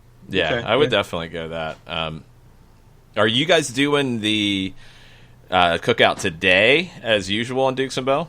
Today and tomorrow. I'm actually off today. I have family in town. So, but yeah, I mean, well, heck, I was supposed to grill burgers last Friday, and then I got an unexplained stone crab delivery, so that got delayed. So, Well, that happens occasionally. Basically, what has been happening is I've been grilling on Friday, but doing the real thing on Saturday, and kind of making it a weekend event. Okay. So, that's what we'll do tonight. We'll do hamburgers and hot dogs tonight, and then we'll do like a Boston butt tomorrow, and I'll tweet along with that. All right. Very cool. See, for me with hot dogs, I mean, yeah, we have the grill and with John with a grill, everybody needs to have a hazmat suit because and 911 already programmed into their phone. That's what we Well, are. John, do you grill with gas or do you grill with charcoal? Gas. Gas. Well, I mean, that's kind of hard to mess up. Right? Yeah, he ain't wrong. But it's with hot dogs, for me, it's like a minute and a half. I mess up steak more than I do any other meat because for me, I like it medium rare as opposed to medium or charbroiled and burned. And so that's a very thin and narrow line to get that right. Mm-hmm. Yeah, and it's usually about 12 or 13 minutes, 6 on each side, and it's a bad mix for me. What I do with the hot dogs is I actually import Bertman's mustard from Ohio. Yes, Steve Holman does that as well. He gets the Cleveland Stadium mustard. Yep, that is it. That makes a huge difference. You could put that on cardboard and I would eat it. Yes. So, absolutely. That makes a vital difference. Yeah, and what we've done with that mustard actually is we've baked it in with chili. Okay. Yeah, And I so- like mustard with chili. So, I mean, literally, as you're making the chili and it's boiling, you put the mustard in and have it that way. But no, with me, I can only have a hot dog with that particular mustard just because of how I was introduced to it. I can't really do any other mustard with a hot dog. So I'm spoiled in that way. Much like Holman. Understand. No, we have our go-to condiments. Like, if you were to give me anything other than Heinz ketchup, I would not use it. We all have our go-to condiments, and sometimes the condiments are more important than the actual meat. So I wish you luck with your grilling exploits this weekend, John. I didn't really realize that He nearly lost his eyebrows once. That's Wow. true. That's what I said. On a said. gas grill. That's what I said. Because you have the metal prong that you put the match in and you stick the match in the side port. Oh, you're okay. So you don't have like a starter or anything like that. Like you're throwing the gas right in there and then lighting it like it's a pilot light. Yes, Okay, that is well, exactly all right. You might want to change to like a cleaner, safer burning fuel like propane. Who are we talking about here? I mean, literally, and Jason knows this because I mean, my eyebrows got singed and the hair got singed, and going through the side door. And the thing is that I can't do it with the match anymore. We got the starter pistol that has the fire, and so that goes in the side port, and the whole thing just goes up, and it is a big burst of flame. Why? I think we need to take up a collection to get you a safer grill. I think he needs to be back to charcoal. Like the simpler, the easier thing. Yeah, or everybody's going to die. Get one of those $30 hibachis and just get some briquettes, and heck, the food will probably even taste a little bit better. I prefer it, honestly. Yeah, hey, I've got a fantastic LA Kings grill cover. It is amazing. You can put it on something else. Because you're going to kill somebody. Like me, so I don't singe my eyebrows. No, so you don't burn your house down. How about that? See, and we had to get a replacement because I guess it was either squirrels or raccoons got underneath the grill and couldn't escape, and so they ate holes in the grill cover, and so we had to get a new grill cover. So yeah, that's the kind of life we lead on the back porch. Man, I'm afraid. Nick is now apparently organizing an emergency grill airdrop. Yeah. I mean, with lessons on how to use it too. I mean, I could go to Dollar Tree right now and get you one of those little tabletop hibachis, and it might take a little bit longer to grill your steak, but at least no one's going to die. Well, no one's going to die. I'm just going to have less hair. Well, I'm not so sure of that, John. I don't want you taking any trips to Augusta anytime soon, and not for the Masters, for the burn unit. Please, please do not be taking any trips to Augusta. No Augusta U trips for me. Well, Mike, thanks for giving John some tips because he needed it. Well, I don't think I gave him too many good ones, but hang in there, guy. And like I said, I mean, look, we're going to have a season one way or the other, and it's probably going to start soon. So that's the good news. I just hope that we aren't rushing into things for bad reasons. And I think now there's urgency, and there's a little bit of a deadline in play if MLS doesn't want to get left behind. But I think there's still time if the people making the decisions just kind of take a deep breath, or maybe we can have some kind of middle ground where, we can do the Orlando thing, but maybe not for as long as they had proposed. Yeah, it's going to get really interesting over the next few days because you're starting to be up against some deadlines. So we'll see where they go, and I'm sure everybody at The Athletic, because I think that masthead had everybody on it for these articles, which was awesome reporting by them. Awesome. Yeah. They've done a great job. I mean, I haven't heard a thing from on how this is all going to work. So they've done an amazing job. Yeah, it's a lot to work through, and they're on top of it, and others will be as well. So there'll be a lot to talk about when we reconvene next week. Have a good weekend, Mike. All right, guys. Have a good holiday, and enjoy the racing and the golf this weekend. Be good. And the Bundesliga. And the Bundesliga. Yes, we will be enjoying the Bundesliga starting today, I believe. There's Bundesliga this afternoon. Yes, there is. A couple other bits of news I wanted to touch on before we wrap up with some tweets and Twitches and stuff. So get in your questions, get in your final comments. Jeff Kassouf, who covers the women's game for Equalizer Soccer, great resource on women's soccer, not just NWSL, not just national team, but the college game, the youth game as well. Mike Galoob is the president of business for Portland Thorns, Portland Timbers, and he was on a front office sport video interview, and he said that news on NWSL expansion and national sponsorship is imminent, and he alluded to this Utah tournament as getting the league back on the field if it comes to fruition. So they've got things kind of cooking. That's one reason I think they're pushing for their plan. Now, in their plan, a couple elements to remember.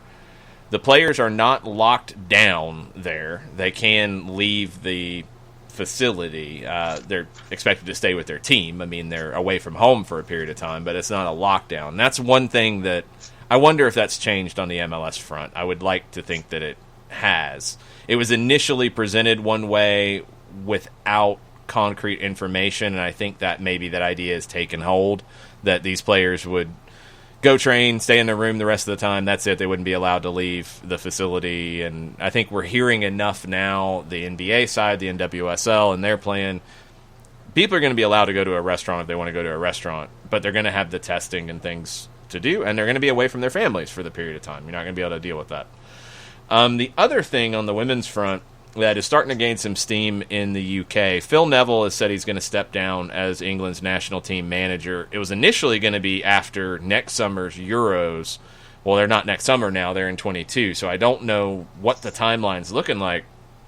There is a push gaining steam. Hope Powell, who's a former England national team manager, talked about it. Jill Ellis as the next England manager after Phil Neville. Well, that would make a lot of sense considering her heritage. So that would be a fascinating thing to happen. Yep, and I've heard since the initial rumblings of Neville walking away at whatever time frame that Jill Ellis is one of the first names that was mentioned in the door. It's like, yes, Jill Ellis should be the person to take over. Makes a lot of sense, and there's a lot of stuff there. Speaking of the NWSL, before we move on, what do you think of the Portland Thorns kit reveal? I'll be the hater and say it's not as good as everybody thought it was. The kit reveal's fine. I mean, it was a good kit reveal for what you can do right now. The kit's good. It's a good kit. I generally don't like kits with the sublimated stuff all over them as much. So it's not a style that I like as much. I think it's good. I don't think it's as good as everybody losing their minds about. It's just a good kit. I like the black one more than the white one. They're both okay. They're both they're not bad. Like, they're just, everybody went crazy about it, and it's kind of like it's not that good, y'all. It's a nice kit. That's about it. Other reports, other things to talk about before we get to tweets and twitches. Arsene Wenger in L'Equipe. This was about financial fair play, and it's a point that we've mentioned, and we're going to have to dig deeper into as we go. He did an op-ed in L'Equipe, and these are a couple quotes from it. I am in favor of measures that reinforce checks around club management over measures that restrict and limit. We should value quality management and encourage it. And I am in favor of opening things up to more investment, which financial fair play does not allow for. The clubs that dominate Europe today are those that were built and made investments during an era where FFP did not exist. FFP prevents emerging clubs who want to invest from doing so. That is not normal. Keep that in mind with the Newcastle stuff, because financial fair play is not going to allow them just to do whatever they want to do, no questions asked. They said these rules have fixed a hierarchy. The big historical clubs are bigger, and obviously they are all fighting for FFP rules to be scrupulously applied to the others so that competitors can't come through. Controlling club management rigorously, yes. Verifying where funds are coming from, yes. But we need to encourage people to invest in football. FFP must become more flexible and facilitate investment. I would agree.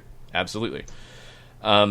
Spain, looks like their start date is going to be pushed back a week. June 19th is what's on the table. Now, this is from El Partidazo de Cope on Twitter, who's a leading reporter covering the Spanish game. Their training in groups will continue through June 1st before full training is allowed. Next week, La Liga should release their government. It's got to be approved, or release their schedule. It's got to be approved by the government. And June 19th, the first game is set to be the derby in Sevilla versus Real Betis, to kick it back off. We're going to get to England in a second, because there's a bunch of different things there.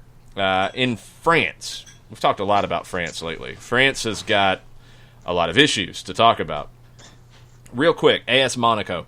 They want to sell 30 players this summer. They have 60 on the books. They want to sell 30. Their ambition is to make 50 million euro. Okay. I mean, when you hear 30 players, it's like, oh, that's impossible. I can't do that. You're talking about some players that you're going to sell for, 50,000, 100,000. You've got some players under contract that shouldn't be under contract for you. They're trying to make 50 million. And, you look at one contract that is going to be difficult for them to deal with. Fabregas. He's got 2 more years, 7.2 million euro a year. That contract didn't really look good before this. It looks really bad after the loss in revenue. And when you talk about the loss in revenue, this is a big one on the French game. This is from HLN in Belgium, not the CNN HLN. It's just the outlet in Belgium. The loan that French football is trying to get, well, it's being questioned on a number of fronts, and it doesn't really solve all that many issues, to be honest. It's 200 million euro plus coming from the government. People are starting to question whether it is justified and or legal, and whether the clubs that really need it are actually going to get it. Mediapart, who is covering a lot of this, they're a French research site. They say that the financial problems are a whole lot bigger than this loan is set to cover. This loan is to cover missed TV rights. So the partners that did not pay out based off the season being canceled by the government is giving a loan to French football to make up for that. Sounds nice, but clubs that would be getting this, the clubs that are going to get the largest amount of it, because it's TV money it's replacing. PSG, they don't need it. They're going to get the most out of it because they would get the most out of the TV money. They don't need it. According to Mediapart, Marseille, Bordeaux, Saint-Étienne are on the verge of bankruptcy. Straight up. The accumulated losses of those clubs in the previous season, 160 million euro. They're not getting that much of this. Not enough to cover that. At the end of June, without advertising money, without ticket sales, without transfer fees, without the TV revenue, not including what would come out of this loan, taking all of the revenue out, all of the clubs in the first division are at a deficit of 438 million euro. This loan is about 220, I think is what we've seen. It's half of it, and it's not helping teams that need it the most. The question that is coming up from this Mediapart study is the loan even legitimate legally? Because these state-guaranteed loans are only for companies with liquidity problems. The league itself doesn't have liquidity problems. The league filed for this on behalf of its clubs. Well, 10 of the clubs have requested loans on their own. So this loan might not happen if it gets scrutinized because it's technically not supposed to. That's France. It's a mess, and those are 3 big clubs that are on the verge of bankruptcy. Portugal had a meeting yesterday. You've got a lot of problems with their league president. He refused to resign at the meeting yesterday. So there's a general assembly on June 9th. His future, along with the future structure of the league, will be decided there. They could opt not to relegate people. They could change the way the league's structured. The big teams, especially Benfica and Porto, they want a change in president. And if those 2 teams want it, it's probably going to happen because that's how Portugal's set up. Norway is a country we haven't talked about. Rosenborg is a team you probably have heard of. Champions League qualifier pretty often. They applied for a government sport crisis loan or grant. It's from a fund that the Norwegian government has set up. They requested over 4 million, I think it's kroners in Norwegian dollars. Yeah, krona, yeah. It's the 4 million translates to about $441,000. They were allocated about $6,500. So they got just a little sliver of what they were trying to get. There's talk that there could be another crisis fund set up for sports entities in Norway that need it. So keep an eye on that. Poland is another one I don't think we had talked about yet. They are exploring plans to bring fans back to the stands soon, like now. The prime minister's got to make the final determination, but the plan is essentially what we've heard in college football and the NFL here, 20% capacity. In Poland, it would be limited to 1,000 people. That would be your top limit. You'd have to wear masks. Tickets would be bought online. Organizers would provide everything necessary to maintain safety, the distancing, the disinfectants, plans for entering and leaving. It sounds pretty similar to what we've heard here in terms of college football and the NFL. But this is the idea for the Polish league to come back with fans in the building from day one, but in that kind of setup. The A-League in Australia we've talked about a little bit here too, and it's bleak, y'all, in Australia. This is from Tom Smithies of the Australian Daily Telegraph. A-League players have been asked to accept an 80% pay cut to finish the season. The Football Federation Australia, the Australian FA, $12 million was received by the FFA from Fox as their quarterly payment on the broadcast deal that they have. The Federation negotiated the deal. It covers A-League, it covers national team, it covers other Federation activities. So $12 million coming in from Fox in that quarterly payment, almost all of it's going to stay with the Federation and not go to the league. Normally, the 11 clubs in the A-League would receive about $800,000 from the FFA as part of this deal. They have been told that they will get combined between all 11 less than $2 million from this. So the Federation is going to keep the bulk of this money. Another problem? Player contracts expire at the end of May, which, looking at a calendar, that is only a few days away.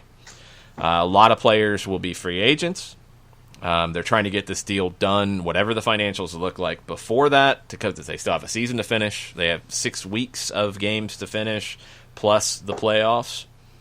Under that $12 million, the Federation would keep 5.7, $2 million would go to national team funding, $2 million would pay for the hub to finish the A-League season. So it would kind of go to the A-League, but not to the A-League clubs and players. It would go to conduct the rest of the A-League season. That could be in Sydney, that could be in Melbourne, or that could be in Brisbane. And there's no plan, or there's no way to know right now if Fox is going to continue the deal for another 3 years. So on top of having to take an 80% pay cut, you might lose $60 million a year from the Federation, and that $800,000 a quarter, so $3.2 million a year coming in TV money.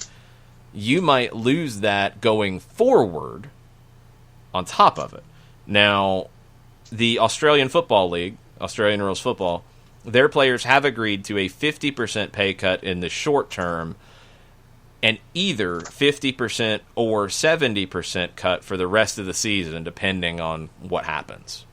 So it's not crazy that they're talking about a massive pay cut, but 80% pay cut, and the Federation keeping a lot of the money that they're bringing in that would have ordinarily went to the clubs.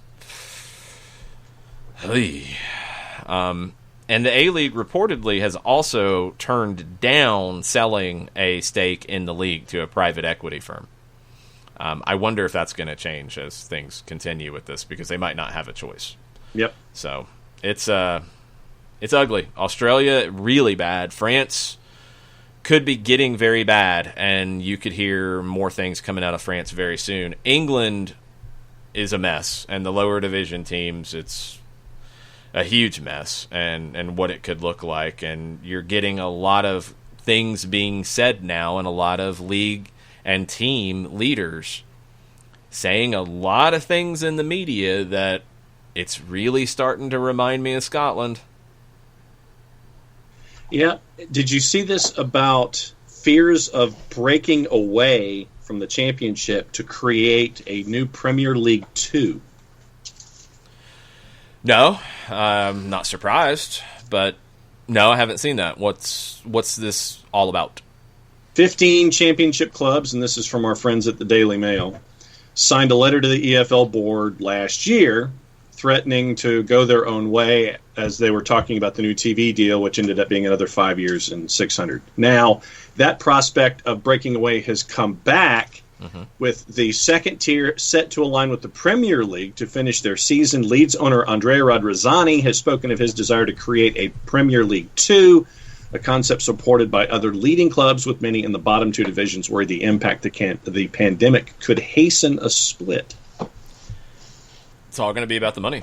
It's all going to be about how the money gets divided. And from a very simplistic way of looking at it, if they created a Premier League 2, then these clubs would be in position to share more money with a smaller allotment, because it'd be in the Premier League and the Premier League's second division, rather than less money being the big dog of a larger pond in the Championship and League One and League Two.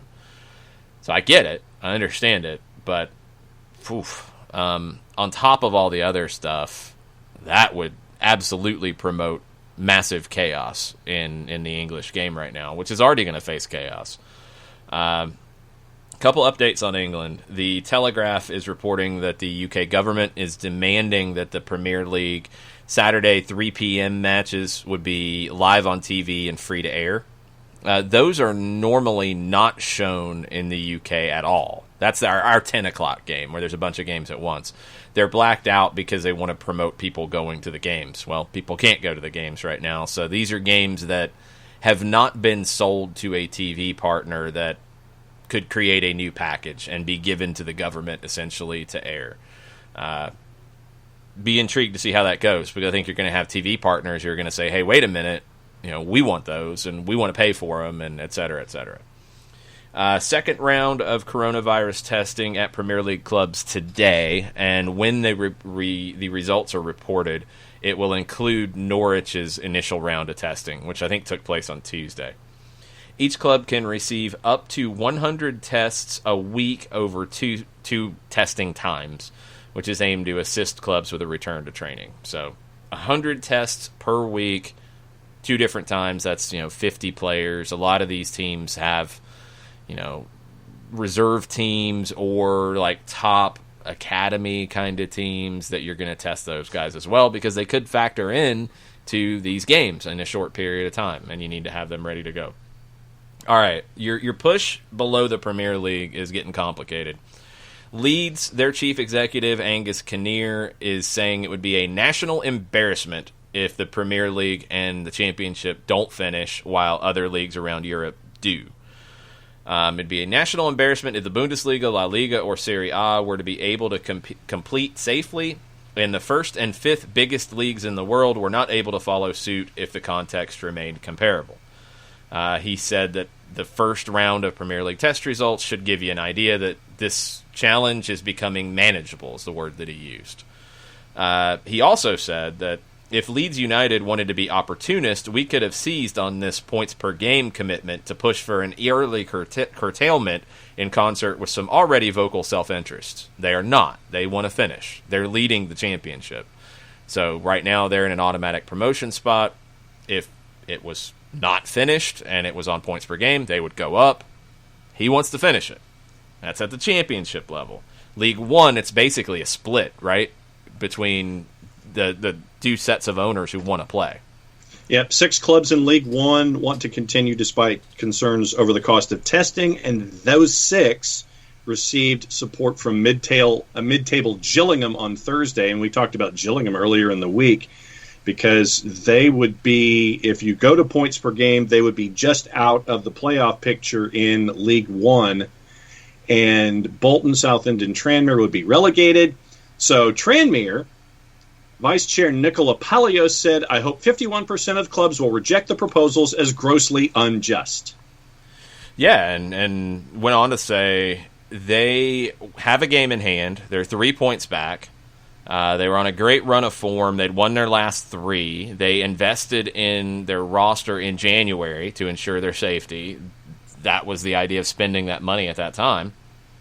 How can it be fair that we are robbed of a chance to keep our place in League One, but other clubs are given a chance to take it? That's a tough one. That's a very tough one. There's not an easy answer. But this also needs to be understood, and this is from Geraint Hughes at Sky Sports News. Up to 10 football clubs could go into administration within weeks unless they receive an urgent and substantial government bailout. Damian Collins, who is the former chair of the Digital, Culture, Media, and Sports Select Committee, that's a government committee, said many League One and League Two teams in the English Football League were in a perilous state even before the coronavirus began. And this is the quote: "In the next few weeks, we could see 5 to 10 EFL league clubs going into administration. We saw the outcry last summer when 2 clubs, Bury and Bolton, were in trouble. If that happens, there will be huge public demand to do something. Without the government stepping in, those clubs could go to the wall, and there may be others that follow." Collins has partnered up with Sunderland's co-owner Charlie Methven to create a 6-point plan to rescue football and protect community assets for future generations to enjoy. They say the EFL can't do that, and warn that without reforms, clubs would continue to be run so badly that they would need more cash. Ooh, that's startling. You want some more startling things? Here you go. Andrew Aloya and James Law at the BBC. EFL, across the EFL, it's Championship, League 1, League 2. 1,400 players out of contract at the end of June. Ever-growing possibility. Fans will not be allowed to attend matches until next year. Alex Rodman, he's a midfielder playing at Bristol Rovers in League 1. He said, talking about the summer with players out of contract, "I can't see clubs offering contracts in that period." Luton Town is relegation threatened from the Championship. They went into administration 3 times between 1999 and 2007. Their manager, Graham Jones, left the club in April. He was the first manager to lose his job as a cost-cutting measure during this. The chief executive, Gary Sweet, at Luton, talking about comparing now to going into administration 3 times. It's more grave now than it was back then. Okay. Also, he said, right now, there's not really a queue of people willing to buy football clubs. Has to be understood as well. I'm going to ask you the proper pronunciation if you know it on this. League 2, Exeter? Yes. Okay, got it, yes. They're 4th in the table. They're set to be in the playoffs. To finish the playoffs, to do the playoffs. Now remember, League 2, not finishing the season. But they're going to have a playoff for the promotion, right? For Exeter to do the playoff, £400,000. £400,000 to play in a playoff to see if you get promoted. The reason why? You got to bring players and staff back off the government furlough scheme, essentially the unemployment setup, and you've got to do the testing for coronavirus, which we've seen can run up to £140,000 to get it done. Now, Exeter has a fan's trust, and they've been really smart in the way they've organized their money. They've also brought in money through their academy. They have reserves. They can do this. They could have fought to finish the season out because they had the money to do it, but now all their reserves are gone. They've been run well in League 2, and now they're going to be on the knife edge going forward after this. £400,000 to do a playoff. That's frightening to me. That's absolutely frightening to me. Burton Albion chairman Ben Robinson. Now, they are 12th in League 1. So they're right in the middle of League 1. 9 games left to play. This is what Ben Robinson said. "I don't want us to play 9 games and fork out £140,000 for testing when we're having to pay our overheads over the coming months when not knowing when next season's going to start.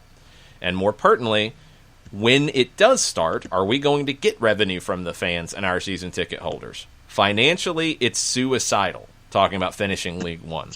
"To me, there's only one option, which is to void the season now. I know the impact of how much it's going to cost us to repay around £100,000 under the TV deal." So keep that comparison in mind when we're talking about League 1. $140,000 to do the testing to be able to play.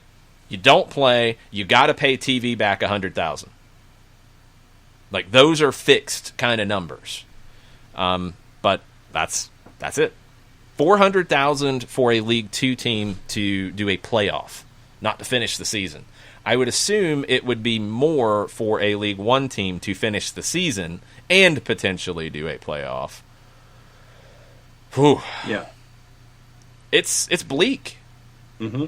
It's bleak. And I don't want to end it on a downer, but when these things come up about pay cuts, when these things come up about crazy formats to finish a season or not finishing a season and not having relegation and all this stuff, this is the reality. This is the part of that conversation that is being left out far too often. It's not being talked about here at all. And part of it is maybe because of, American sports being what they are. When was the last time we saw a major professional team go bust, go financially on their butt? Arizona Coyotes, Montreal Expos? But they didn't go under. The Expos moved. They got sold, right? Yeah, well, the league took them over. Yeah, league took them over, and then they were sold and moved to Washington. They got bailed out. Phoenix got bailed out by the league. When was the last time we saw a team, before the league stepped in Phoenix, the league stepped in Montreal, but when was the last time we saw a team go bust? It hasn't happened in my lifetime. We've heard owners talk about moving. We've seen moves, not as many lately. You don't think of these things here. Mm-mm. But this is the reality in the game, and I think it is a reality potentially here. I think the NHL has got to be really worried about some of their teams, Phoenix being one. Why? How can the NHL justify the money that they're going to have to pump into Phoenix to operate a team? They're still operating it, right? Yeah. Well, no. They've got independent owners now. Okay, but the so ownership has changed. But the thing is, ownership has changed multiple times. It's still a bad situation. Okay, so it's a bad situation. So they're not running it. But are they going to survive? Are other teams in the NHL going to survive? The NHL is going to have a huge issue with international travel. At least in MLS, you're talking about 3 teams. If you have to move them to the States to finish the season out or do the season, okay, and 3 teams you might be able to handle that. But, later for the NHL, what does that look like? Don't know. It hasn't, I think in American sports coverage, and especially American soccer coverage, we're coming at it from nobody's going to go bankrupt because of this. No team's going to go away because of this. Oh, yeah, they're going to lose money. 90% of your revenue in Cincinnati is game day. Well, that ain't happening. Maybe you get a little sliver of that late in the season. Maybe. I don't think it's out of the realm of possibility that we see some teams, at a minimum, get sold because of this. Yes. And not just in MLS or the USL. I think across American sports. At a minimum, people are going to have to sell. In the scary front for the major leagues, you could see a team not be able to operate. And it might be where the league takes a team over again. That would not shock me in any of the leagues, to be honest. I think the NFL is probably the best position because of the TV deal. But even then, you look at the revenues that Jerry Jones is going to lose in Dallas, it's craziness. $600 million? Yeah. If they don't have fans in the stands. And I don't think they're going to have full capacity. I don't think that's going to happen, at least at the beginning. Because you're talking 800,000 fans. In theory, 100,000 fans, 10 home dates, including exhibition. Mm-hmm. So you're talking million fans, social distancing, maybe a quarter if you have that. Game day revenue, all those kinds of things. So that figure sounds about right. It is a proverbial boatload of crap that Jerry Jones would be losing. That's still got them coming in with a good bit of revenue, but you're going to have your payroll, you're going to have all your expenses, you're going to have increased expenses with coronavirus testing. Yeah. That's at the top when you're talking about financial heavyweights. You talk about a Phoenix Coyotes. You talk about I'm trying to think of a NBA team that would be in financial turmoil. Sacramento. Maybe, yeah, that might be the one. NHL, there's probably a few. Major League Baseball, there's going to be a few. Like, I think here, this idea that just they'll figure it out, everything will be fine. You have to hear these stories about 3 top teams in France are facing bankruptcy right now. I mean, these things are absolutely part of the conversation, and we'll see how it all gets handled. MLS, that number from Lindner is really scary, 90% of your revenue being tied to match day. And match day is not going to look like a normal match day potentially at any point this season. Maybe you get some people in the stands later. It's all moving really fast, but MLS is trying to get back to the field around the same time as everybody else. We'll see if they can manage that. I'm sure that Tenorio, Stajkal, Reuter, Pablo Maurer contributed to those pieces, our own Felipe Cardenas. All of those guys are going to be all over this all weekend. There's got to be movement on this weekend to get it done, to be able to start on the timeline that they're looking at. So stay tuned to all of your soccer reporters in that realm. We'll share what we see as well on our Twitter account. If things call for it, we'll have a show this weekend to talk about it if we get that kind of news. Monday, we will not have a morning show because I will be hanging out over at Colony Square with Chris Goforth. I'm on from 10 to 2 on 92.9, filling in for Andy and Randy so they can enjoy the holiday. So we do have Derek Ray joining us at 1:20 as well to talk about Bundesliga and talk about soccer as a whole in this country and in Europe. But that's Monday on 92.9. 10 to 2, I'll be there. And then at 7 o'clock Monday evening, our good old friend Jessica Charman's going to be joining us for a show. We're going to check in with Jess, get her thoughts on her beloved Reading and everything else going on in the football world. So we will be talking about all that on Monday. We might be talking about things this weekend because I could easily see the need for that. And Turner, I can't simulcast the 92.9 show on here. Sorry. You can listen on radio.com, though, and on the radio.com app. Highly recommended. And our friend Johannes is with us on Twitch, and it was the Cleveland Barons of the NHL in 1978. Last team in the Big Four to cease operations. Yeah, they moved from Oakland, and they were the Seals, owned by Charlie Finley, moved to Cleveland, played at the Richfield Coliseum, were not very good, and see it. That's the last one. 78, the last team in the Big Four to cease operations. I hope that doesn't happen here, but I don't think you can completely rule it out, sadly. Yeah. And we'll see where it goes. If you guys have questions as we get through the weekend, let us know on Twitter at SoccerDownHere. If you ordered a mask, you might start seeing them today. I got in just before the deadline at the post office yesterday and got stuff out to most everybody. There's still a couple more that'll go out today. So thanks, everybody. We'll be getting the masks over to Soccer in the Streets early next week so they can start handing them out to kids and families who need it. And if you didn't get one and you're interested in one, if we have enough to push for a second order, we will. So let us know if you are interested and missed out this time around.